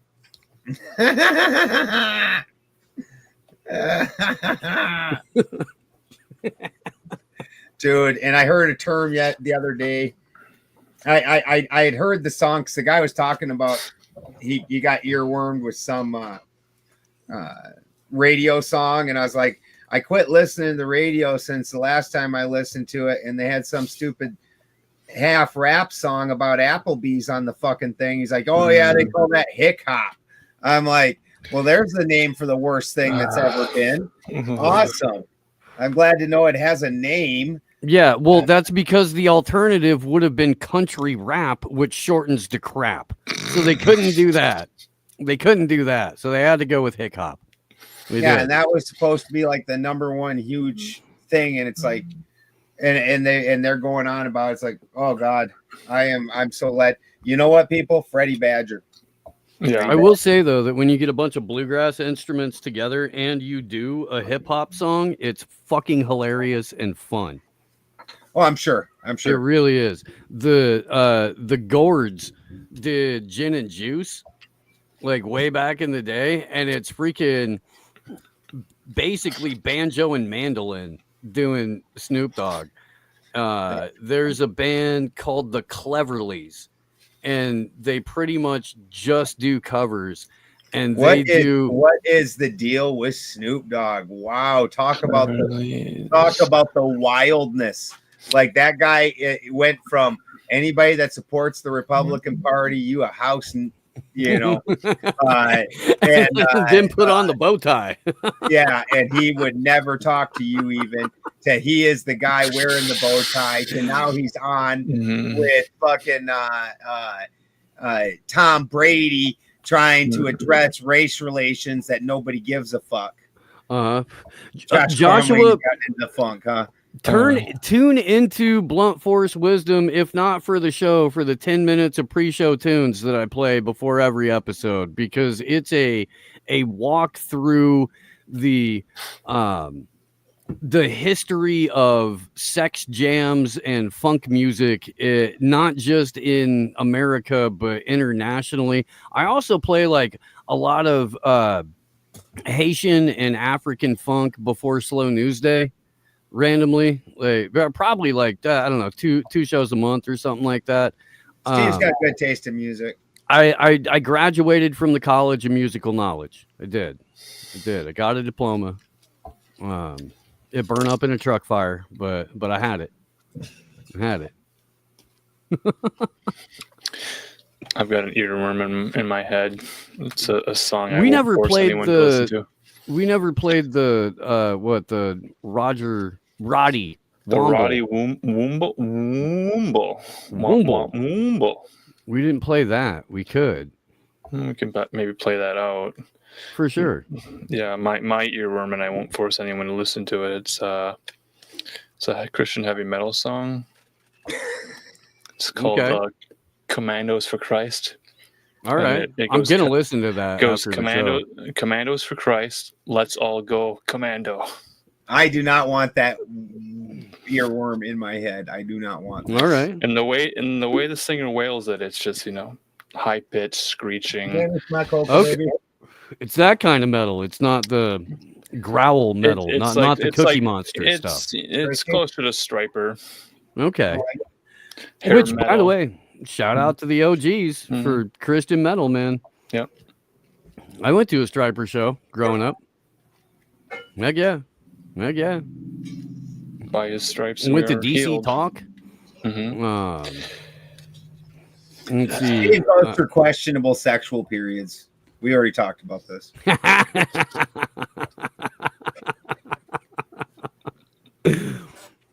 I had limited options when I was at home with my parents for what music I was allowed to go see. Right. So the Christian concerts were approved. I was allowed to go to those, and then I had to lie about everything else. And that's when I learned that in many situations it is way easier to ask forgiveness than permission. Yeah. Yeah, I was not in the Christian boat necessarily because my mom was not Christian at the time. But Kenny Rogers, Waylon Jennings, that was on the docket. Anything harder than that absolutely wasn't happening. I remember the first time I heard like a rock type song that wasn't like old classic like Joan Jett or something at the most was Tears for Fears. Shout. Okay. It was either that or Everybody Wants to Rule the World. It was going to be one of the two. Yeah. And I was like, wow, what is this melody? This is different. Sandy Patty, and you're spelling her name wrong, by the way, her last name. You're spelling that wrong. Went to the church that I grew up in. Like she was a parishioner of that church. She had dinner at my house a number of times. My dad and her were friends and like collaborated on church projects and stuff. Amy Grant went to the college. Oh God! Don't! You didn't know better, Steve. I ain't even done. Don't bring up Amy Grant. I haven't hit you with the Michael W. Smith yet. TOS. You got him fucking started now. God damn it. But yeah, Michael W. Smith, graduate of Anderson University. No, dude, she was old as shit. And you're gonna bring that guy up?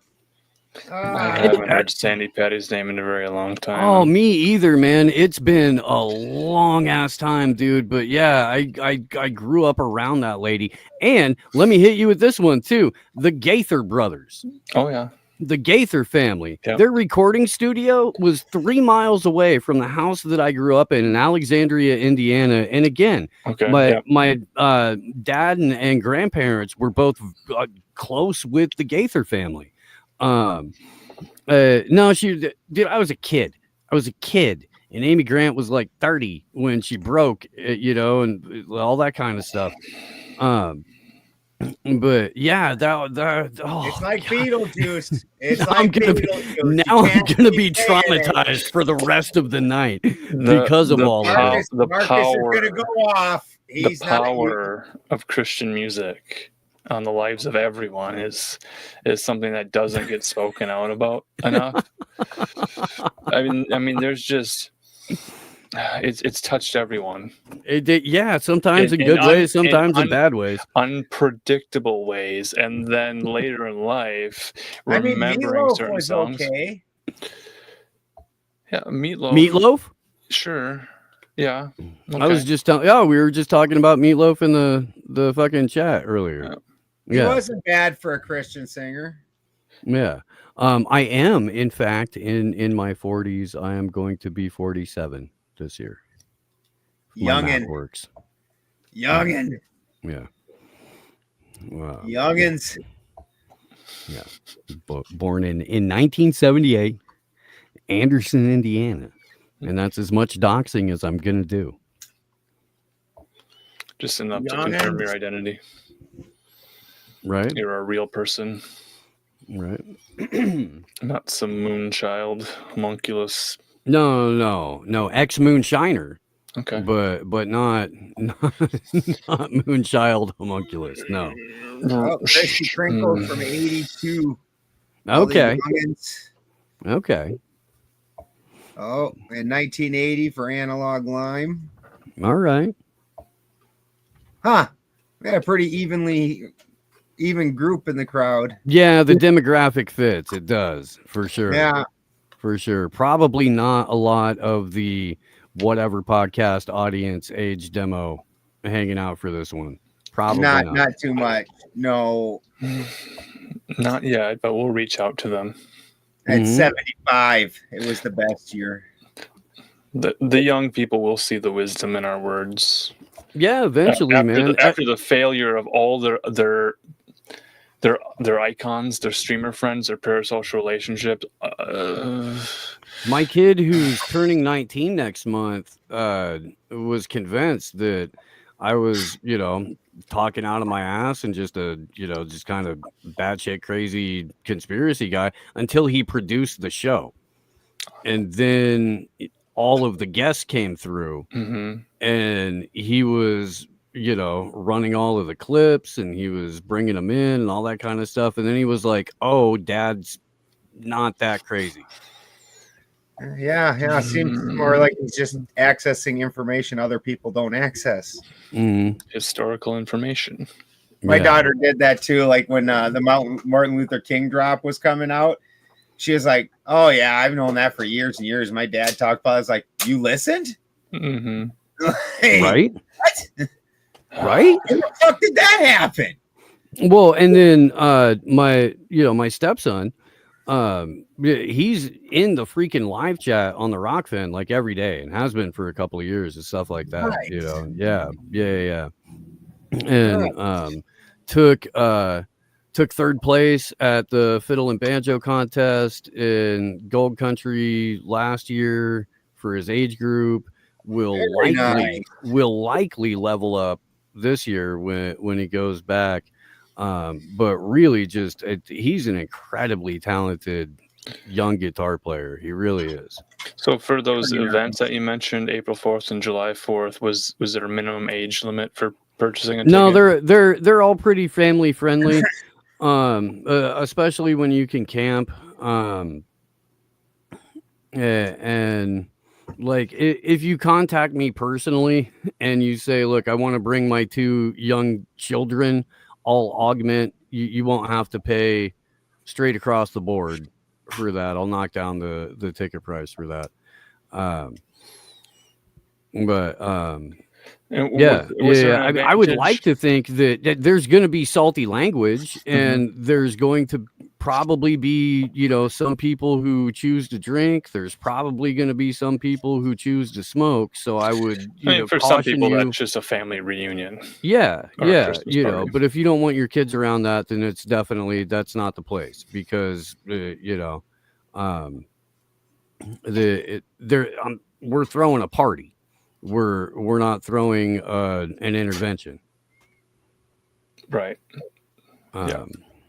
And again, like it's pretty much all, anarchists. So we're not here to tell you what to do or how to live your life. You step out of line, we might regulate a little bit, but that's the extent of it. And we do have to carry insurance policies for these things. So if you really step out of line, then for every action there's an equal and opposite reaction. That's what science says. We don't want anyone to embarrass themselves, I think. Yeah, just keep your shit together. Don't be a total fucking dick. And ladies, keep your pussy in your pants. In public. A minute, because if it's Steve or I coming over to straighten anything out, there's a gangster limp that's going to be included in that. And it's not coming fast. It's true.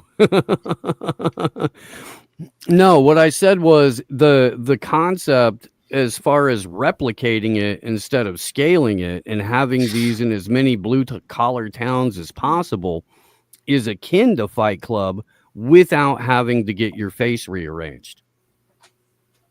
You know, it's not Skankfest. We don't have a boxing ring yet. Jason Ellis is not involved. Yeah. Also, Steve and I are already limped up. Marcus is pretty good. Yeah, pretty spry guy, I think. Yeah, I don't want to fight anyone at this point anyway. I'd probably just playing shoot foot somebody. Races, hacky sacks. What we did in gunny Pueblo, sack, what is, you get people in gunny sacks, and we had like a dart game that was paper mache airplanes that you threw into the Twin Towers. And so you were trying to knock over the towers in as few tries as possible. Sure. We had it was like a beanbag toss, but it was Vladimir Zelensky. So the beanbags were meant to represent cocaine, and you were trying to throw the coke in Zelensky's nostril. That was where you got your most points. Okay. Yeah, there were a few other games. So that's the kind of thing that, the carnival games that we can bring. We don't have Ferris wheel money. We don't. Good. We don't have water pistol or whatever. If you come out to my farm, though, you can get high enough that we'll just flip you upside down once or twice. You'll think you were on a Ferris wheel roller coaster or something. You'll be good. You might just pass right the fuck out in a chair with your head back for like an hour and a half. Like I did. It wasn't near as funny the first time, but when you got up and said, "Oh, damn, I passed right out," and then you walked over, took a dab, and then passed out again, it was real funny that second. Yeah. Hey, you said earlier that I like it spicy. I'm going to play with fire every now and then. I am. And sometimes you just need to check out for a little bit because there's no other way you're going to get decent sleep. So sitting up fairly straight with Wickus, regularly fucking checking in on him to make sure we didn't kill him. Right? It's like, no, he's still there. He's still alive. Are other people bringing their pets? Is this a pet-friendly event? I should check with the property owner. I was thinking about trying to bring Gomez, because I can onboard him on a plane now with his special documentation. Oh, but so a callback to a past episode about service animals. Yeah. Okay. Yeah. But I would probably have to buy an additional seat just for the dog. With real cocaine. No, they don't make that anymore. It all has fentanyl in it. We live in 2025. Right? There's no such thing. Did they even cut the fentanyl? Like when my truck broke down and outside of Fortuna and I had to spend the night in a hotel, I went outside to have a cigarette. Chick just walks up. She's like, "Yeah, you Fenny?" I'm like, "You don't want it to cut it with anything at this point?" It's like, "No, give me the straight." Wow. I have a letter that someone left in a vehicle. There's some advice for people in certain cities. Right, It says, "Hello. If you're reading this, you are probably stealing my car. I'm a nice person and likely would have given you a ride, but obviously we're past that. I would love to afford a car that doesn't get stolen and burglarized all the time, but I'm broke and this is what I'm stuck with, so you got me again.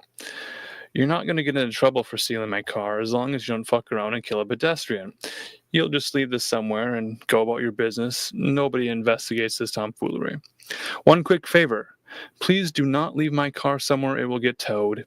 If I have to deal with one more impound lot holding my stolen shitty Honda for ransom, I'm going to lose my mind and my car because I can't afford to keep bailing it out of car jail. If I had any money, I would just go buy a goddamn car that wasn't constantly getting stolen in the first place. Please just leave my old piece of shit car in a neighborhood or something, somewhere. There's a note in this envelope. Just stick it on the dash or under the wiper. A passerby will see it eventually and call me, and then I can come get my car. No cops, no questions asked. I'm not even mad at you.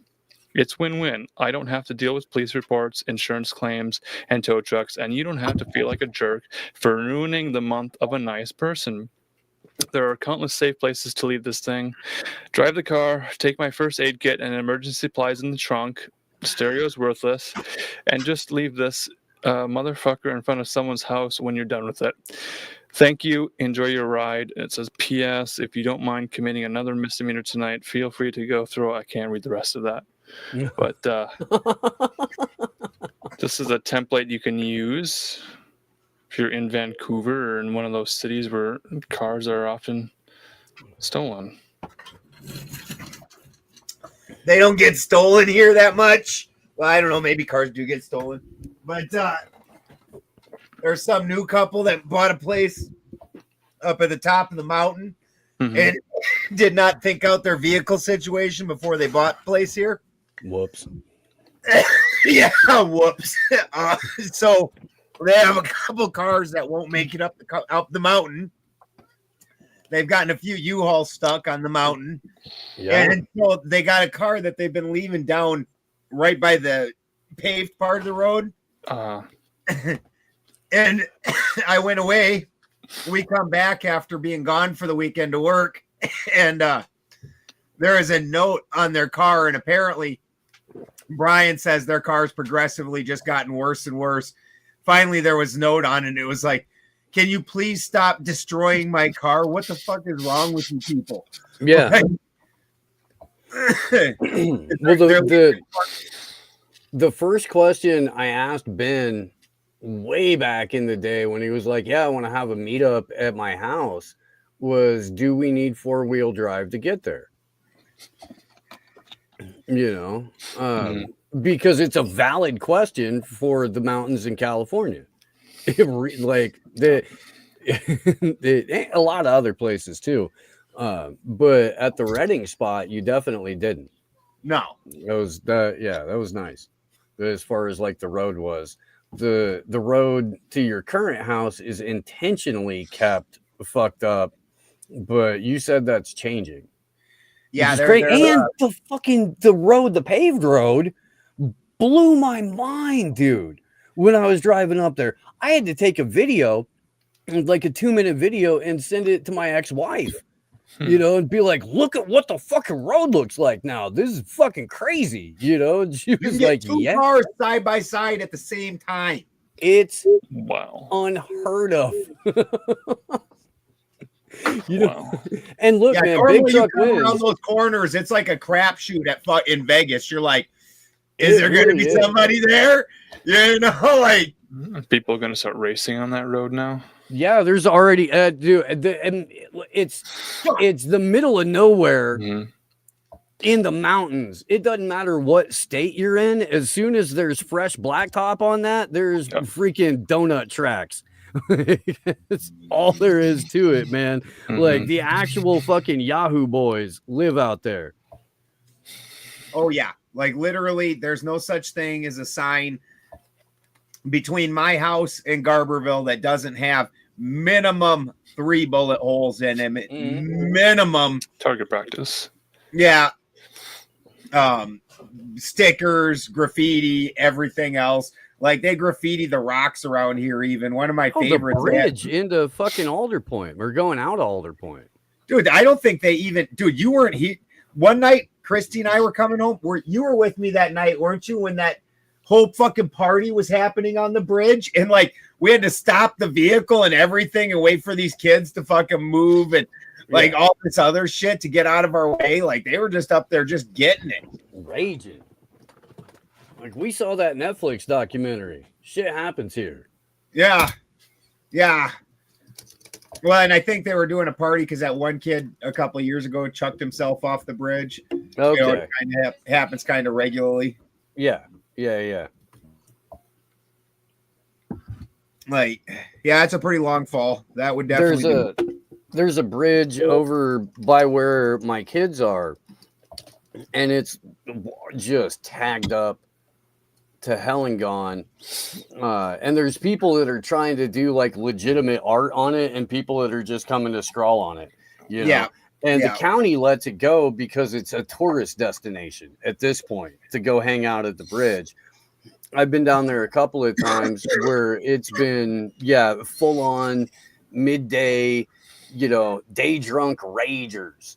It's fucking 30 hillbillies and a whole bunch of jacked up Fords and 1980s Toyotas all parked sideways on the bridge, and people throwing down the middle of it.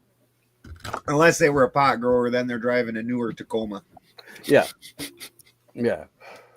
Like, not a lot of that going on in Sonora, really. Not a lot. Really? Yeah. They frown on it still. In that county, Calaveras County, they still frown on it. You think they would have been on board. You'd think any place that would have given Mark Twain inspiration would be like, yeah, you can smoke weed here. Huh. But no. Humboldt, they're all about letting you smoke it, but not grow it. And it's the weirdest thing because the county's dead at this point. Like, they've got no future whatsoever. And I don't see, short of finding some miracle mineral that, I don't see where they have any industry hopes. And they choked themselves out of the cannabis industry when they had a pre-made name of cannabis. Like, Humboldt should have been the top name of any kind of cannabis in the country. Yeah. And they fucked themselves out of it. Have you seen the pictures of liquor stores in Canada and in the USA, and they weren't stocking each other's supplies? Nobody wants your fucking Rolling Rock anyways, guys. That's from Pennsylvania. Oh, whatever. See, I can't even name a Canadian beer. Nobody cares. Molson. Moosehead. Molson.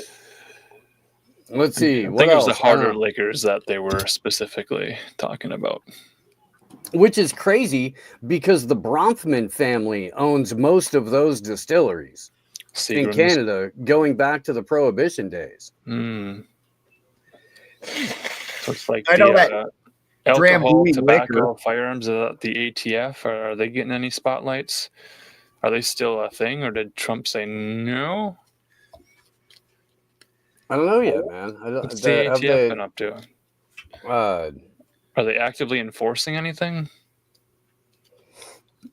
I think they're trying to reclaim some of the Fast and Furious material. Okay.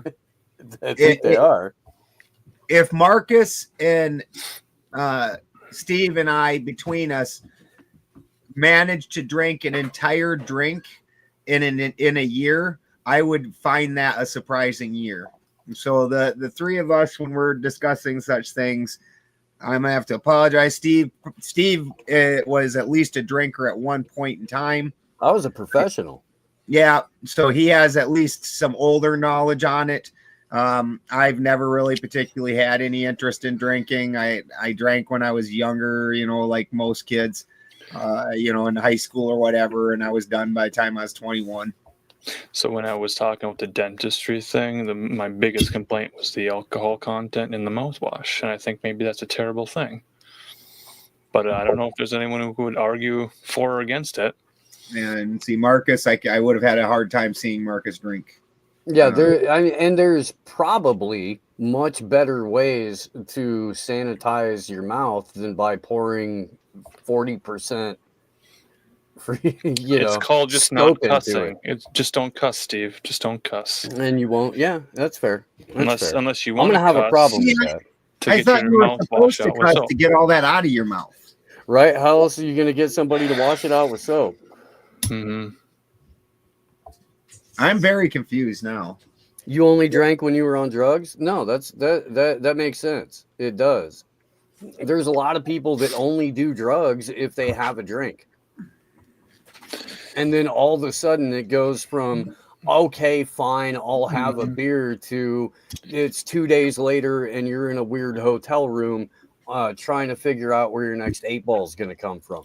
And that might be an argument for the cause of the male loneliness epidemic is the availability of the liquors, and most men tend to drink alone. They drink the harder liquors alone. Is that a stereotype? Is there statistics about that?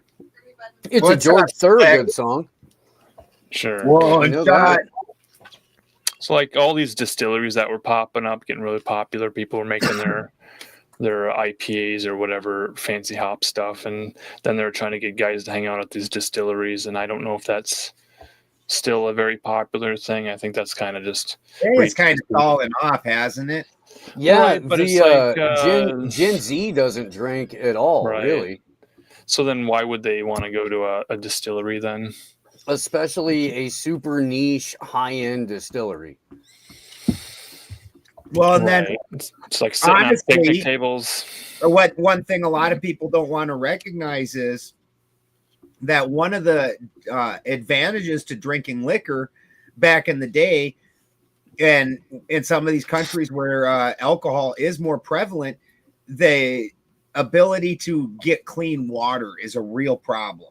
And so when you distill out things, that you've distilled it out. And so while a lot of people won't put that kind of energy into just some drinking water, they sure will some liquor, and you'll only get morning sick from the liquor. Like when I was in Germany, I got put in the hospital, honestly, from drinking the water. And so did a number of other guys. And they brought in whole pallets of cardboard, these little cardboard boxes. Stop it! Stop! That's not my dog. My dog doesn't do that. I don't know. At a certain time at night, the glass doors give them a reflection, and I yeah, and then they see some asshole staring back at them, and they're like, "Fuck you!" And I think that's what it is most of the time. Am I talking about you? Let's shut up. Okay. So the cardboard boxes are water shipped out, military grade water.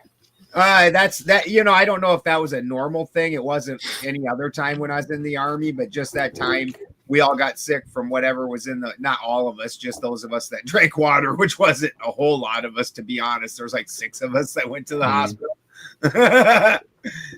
Everybody else like, sucker, you drank water.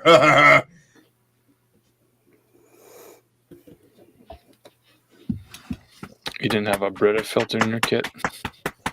No, they do not supply you with a Brita filter in your kit. They supply you with like a little napkin to wipe your butt with. Hopefully you don't get the runs. Gomez, who's a big boy. No. How's that fluoride discussion going? That one kind of came and went, didn't it? No.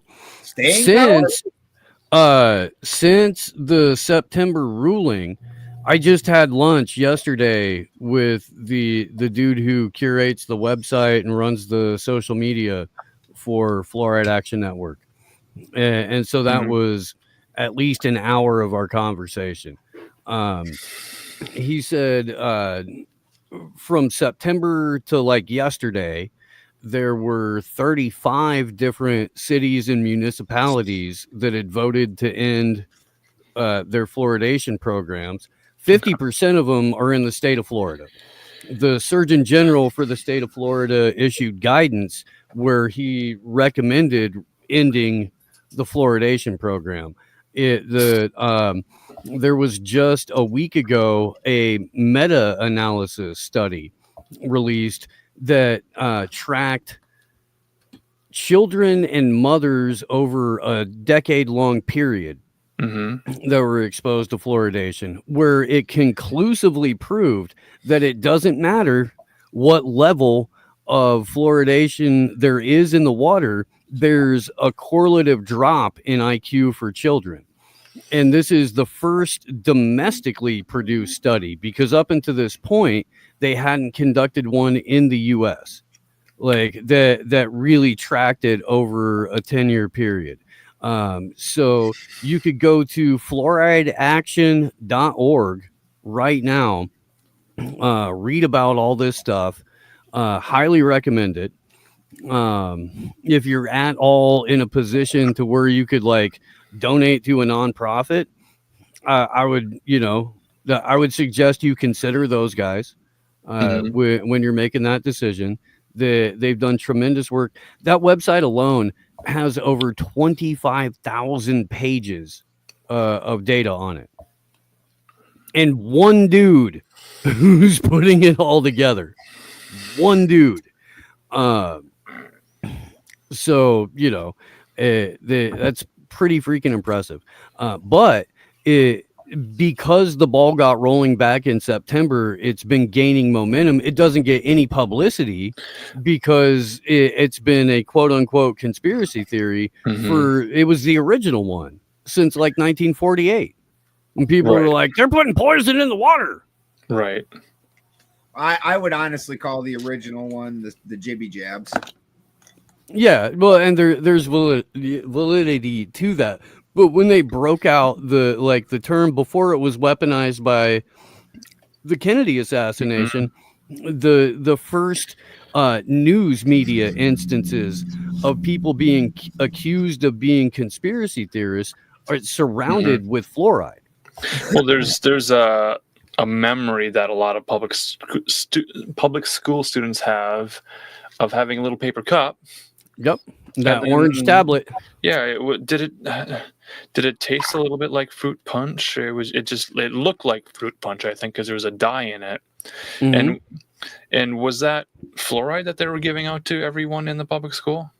Yeah, and no they would come in and specifically fluoridate the water fountains too in public schools. Right. So there's the memory that people have, of a certain generation. I don't know when this started or ended or if it's still ongoing, but there's some memories that get conflated together, and then people, children just don't even think about it because it might be one day out of the year, and it might be just different days, different classes. It might not be the entire school at 2:00 on Wednesday, all sipping the Kool-Aid at the same time. But certainly there was enough memories that people were recovering of, well, what was in this paper cup, and were we able to opt out of it? And was there not notice given to parents of what was going on? I think being from a state that was so tiny population-wise helped me out a lot. There's a lot of these things that my state just didn't implement until much later. Well, there was, I guess the concern was that there were some children who were drinking well water and weren't getting their required healthy amount of fluoridation. And that's where the GATE program, the Gifted and Talented program, is kind of coming up a lot of discussions, and people are just wondering, well, what was that thing and what was it about? So then there's also the testing of hearing. So there was like some big headphones that would go on. Yep. Since the chat has been going off, and I guess we were for a little bit about booze, I need to take a 2-minute and 40-second music break. Somebody said that he was enjoying a rye whiskey at the moment. I'm not going to play that song. Rye whiskey. I'm not going to play that song. Instead, so much demographic information tonight. We're learning all about Benny Badger rye whiskey. Instead, I'm going to give you Peter Sellers from the Muppet Show. Oh. Yeah. I don't know if you guys have ever seen this before or not. It's like I could go off for days on how cool the Muppet Show was. But this is the Pink Panther, Peter Sellers. Hey, preachman, dear friend, you're about to receive on John Barleycorn, nicotine, and the temptations of Eve. Oh, yeah! Oh, it's so good, let's hear it. You will, brother, you will. The melodies, we...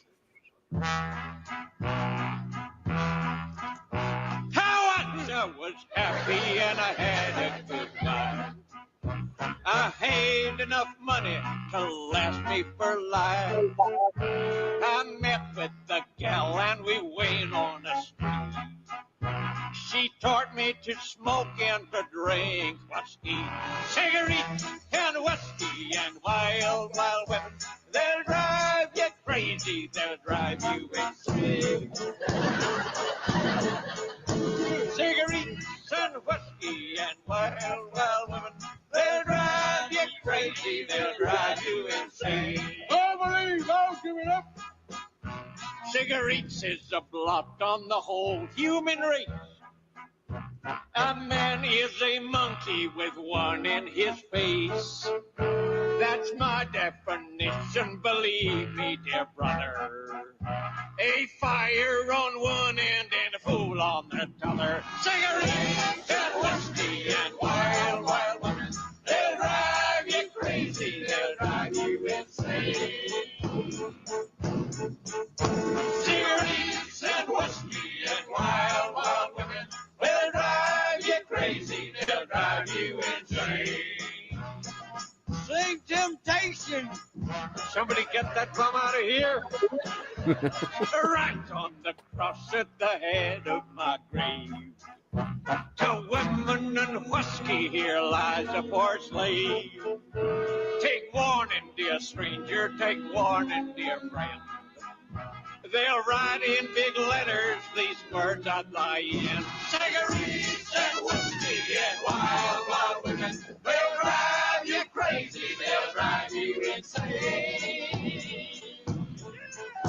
Cigarettes and whiskey and wild, wild women. They'll drive you crazy, they'll drive you insane. They'll drive you crazy, they'll drive you insane. Hallelujah, bro.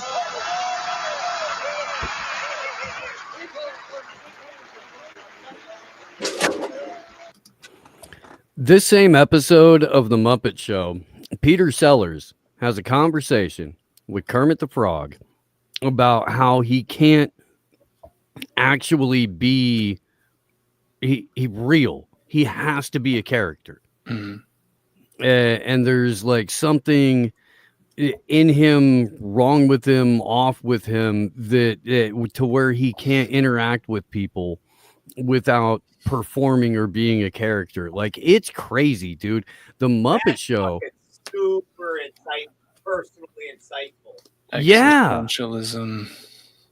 I go, and even though Disney owns all of it now, like, you can still find most of it. If you can find the conversation with Peter Sellers and Kermit the Frog, where he's like, no, I don't know how to be me. And that's basically what he says. I don't know how to be me.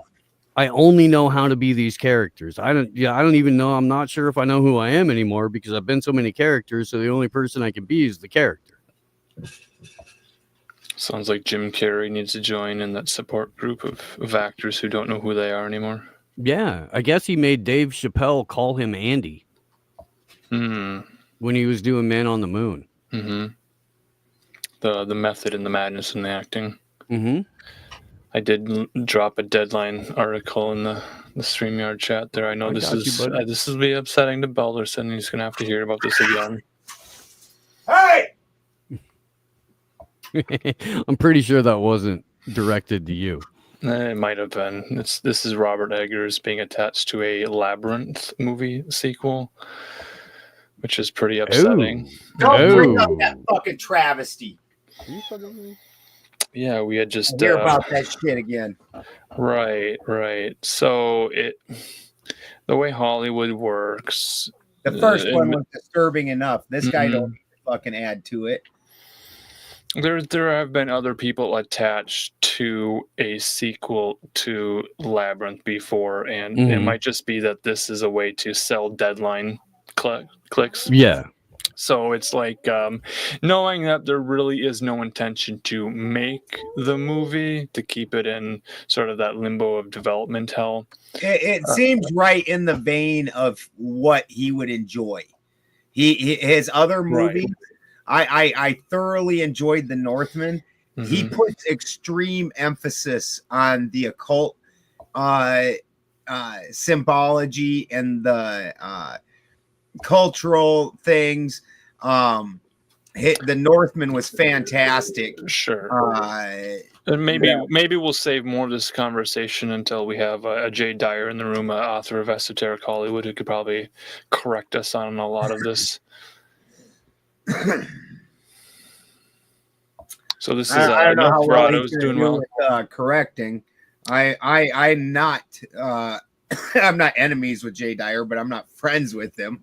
I don't know how much correcting there's going to be happening. Well, he's the expert. Well, you put out a book. I'm not sure that makes you an expert. I think he's 3 books on Esoteric Hollywood and an A&E series, right? Well, you know, he was partnered up with somebody else that's pretty well versed in such things and known for putting out such information. And one of them's known for stealing from one of the other ones. I don't know how that. And the other one's broke and not on the internet anymore. Not that he wants to be. Right. It's a very unforgiving, unrewarding, uncaring place to be. His experience with YouTube, that so many people that went through the 2020 purges in 2019, Mr. Freeman went through that quite a bit before that. He was the first big channel I'd known of that went down like that. Yeah, it was Freeman and Corbett and like a couple of David Icke. Yeah, those were the people that got nuked right out of the gate. So you mentioned David Icke. He talked to his son this morning. I was surprised to hear that BitChute was. Did I say that right? BitChute. Yeah. That they were so kind in mirroring the David Icke channel from YouTube. BitChute goes pretty hard in the paint for independent content creators. They reached out to me a couple of times, and they were like, "Hey, we like what you do. How can we, you know?" And basically, they're like, "Hey, if you throw us a little bit of money, we'll make sure that we promote the fuck out of you." And it's not a lot. They want like $36 a year, and then they'll be way kinder in the way that they push, you know, the content, and that's fair extortion as far as I'm concerned. I got, you know, no problem with that. But yeah, they reached out to Ryan a number of times. They reached out to the Icke family. The Odyssey people too have been very, very supportive. Nobody's there, and Odyssey probably does more in terms of like keeping it real than any of these other sites. Odyssey just dropped Stripe as their payment processor because Stripe keeps censoring so many of Odyssey's creators. So they're like, no, we're not going to work with you ever again. Go fuck yourselves. We're going to find a different way to do this. And it may be cryptocurrency and blockchain technology. Odyssey's cryptocurrency platform sucks, though, and you can't convert it, and you can only spend it inside the platform. You can only use it inside the platform. And I understand that they wanted to keep it like in network that way. This is innovation, and encouraging innovation creates innovative solutions down the road. Yeah, unless there's a monopoly on what's perceived as innovation that becomes the default or de facto either platform or payment method. And that's where we've kind of found ourselves. So many of these things are like either tied to the Ethereum network because that's, you know, the major platform as far as that goes for being able to convert to different tokens and then have the ability to cash out, which is where the whole like the Odyssey crypto token thing never made sense to me, other than they were like, no, we're not going to tie ourselves to Ethereum. We'll do whatever else, and it might be dumb, but we're not going to be that dumb. To have that level of independence where they can control all the code. You know, there's pros and cons to it. It gets to be very, very technical in the conversation. People just want something that works, and YouTube is the one solution that works on the most platforms and the most browsers over time. It's just it works well. We're on YouTube now, I think, still, right? Probably streaming. Yeah. As far as I know. Sure. Including Slick Dissident is watching and talking about Did the lights just flicker? Greek and all that, and the compared to Hebrew. Mm-hmm. We probably next month most like have Amin Hillman coming on. He's an expert in Greek. You can have that argument with him. I obviously don't know enough about Greek or Hebrew to have any argument about either myself. But we're bringing him in to argue, so he's a renowned Greek expert.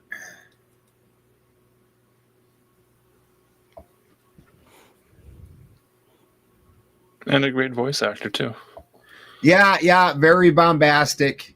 Like we were talking about earlier, if you want to stand out and be big, you've got to be very bombastic, and he took that to he's trying to set the bar on that. Scott didn't hijack a bus. He fucking had a bunch of Home Depot scams, but he did look like Oregonian Chuck Liddell in his mugshot, which you can see if you go to Rebunked Records on YouTube and watch the song Hood Rat Boogie. Yeah, you can see old Scott and then compare that to new Scott. Old Scott was pretty rowdy. He was pretty rowdy. He was. Yeah. I'm trying to keep all the notes. There's a lot of information we've shared tonight. For me to look anything like Chuck Liddell, I would have to be way old me, because I don't even have that hair in this part right here. That's like where it's mostly missing from, is this general area right here. So you could do the reverse mohawk thing. Yeah, I'd have to do like the Road Warriors, where the one had the two stripe. I'd have to do these. Huh? See a UFC fighter? Are we talking UFC? Chuck Liddell? Yeah, the Iron Man. Right. Iceman. My bad, Iceman. Okay, yeah. Fuck. Did you see Dana White talking with Tucker Carlson? Yeah. About joining Meta for some. Was it a supervisor? Oh, did he get kosher sausage out of his mouth long enough to talk? Well, there's a guy. Was his name Bryce, who talked to another guy and talked about a German Bryce leader. Mitchell. Yeah. Okay, Bryce Mitchell said some things about a historical German leader. He did. Yeah. And Dana White being the manager of Dana White's like, hey, they own us. Right. They own us. Look, if you guys ever want to get the true inside baseball on the UFC, there's a podcast called John Fitch Knows Nothing. John Fitch was a former UFC champion contender. He won a whole bunch of fights in a row. He got totally screwed over in a title fight. And it kind of, because he was advocating for speaking out at the time when it was totally unpopular about the way that the athletes in the UFC were being treated. John Fitch like really puts it out there, and he does his geopolitical analysis is on point. The way that like he sees, what's coming down the line with technocracy is on point. For a dude who spent 20 years getting punched in the head, he's got better analysis than like 99.5% of quote unquote independent media. But that he's cannot. 99.9% of their brains have been pickled. Yeah, that's fair. But Fitch goes deep in the paint. He's really, really, really humble as a human being, and he can kill you with his bare hands. So the question I have in my mind is, at what point is something gossip, and at what point is it historical information? When you can prove it in court, I think. Okay. For most people, at least. For most people. Some of us, we don't need the specific court documents. There's things that precede those that are convincing enough to be like, yeah, it's going to take a lot to sway me the other direction. right now. But for most people, unless a court makes a ruling on it, they're not. And even then, as we were just talking about the fluoride thing, even then, you had all kinds of liberals freaking out, being like, let's stock up on fluoride tablets because Bobby Kennedy might get approved as HHS secretary. We can't have that. That is historical. Yes. Dude, the shit that we're seeing right now, like for me, the epitome of it is the small hat senator dude that fucking tried faking like these people were attacking him and like fell down on the ground and started screaming, but nobody was touching him, and they got the whole thing on video, and then he had to quit. He had to fucking resign. You're like, that's just the world right now. Like, there's so many of these fuckers that just say and do shit, and it's completely out of pocket, and you're like, and nobody buys it in any way, shape, or form, and fucking then they just go nuclear. You're like, okay, check in on your extremist friends. They've had to level up the propaganda, or in the case of the tiny hats, the Hasbara, because what had previously existed has been failing miserably. And so it's got to change. And if the only thing you know how to do is be a sensationalist liar, then your sensationalist lies are going to exponentially increase in correlation with your desperation. Yeah. To the point where clearly faking something in front of everybody, caught on camera, like, no, it's so weird. It's like they're so used to being believed, even though they say outrageous shit, that they think that they can take it to this, and nobody believes it anymore. And it's really wild to me right now. It also, the LGBT plus blah blah blah community, LGB now. The way that they have just completely lost their fucking minds right now, because the world is now all of a sudden, all at once, not afraid to say, no, you're just crazy. And it's okay that you're crazy. That's fine. There are people who are hardline LGB now, where they're just those three letters. Yeah. Well, the Trump administration took away the WKRP part from it, and it's just the LGBs now. And also told people that it was the official policy of the U.S. government that there are only two genders, and that has a lot of people upset. Which what's amazing to me on that is that they don't realize that only applies in the federal government operations. In no way does that mean that any journalist, any doctor, any teacher, anybody else in the whole fucking country has to abide by that. It just means in official government paperwork that's the way things will be recorded. You were either a boy or a girl. There's no other options.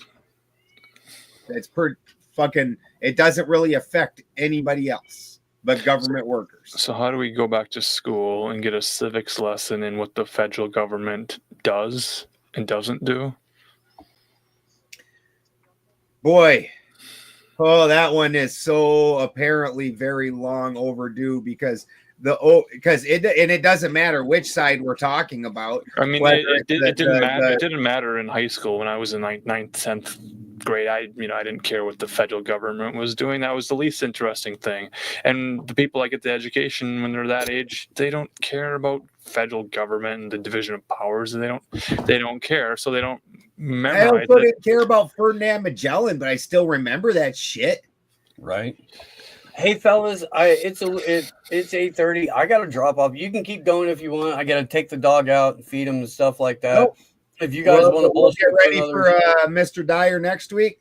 We love you guys. It's gonna be an exciting month, and hopefully we keep it rolling right into next month. So see you guys next week. Heck yeah. Fight. See you next Tuesday. Indeed.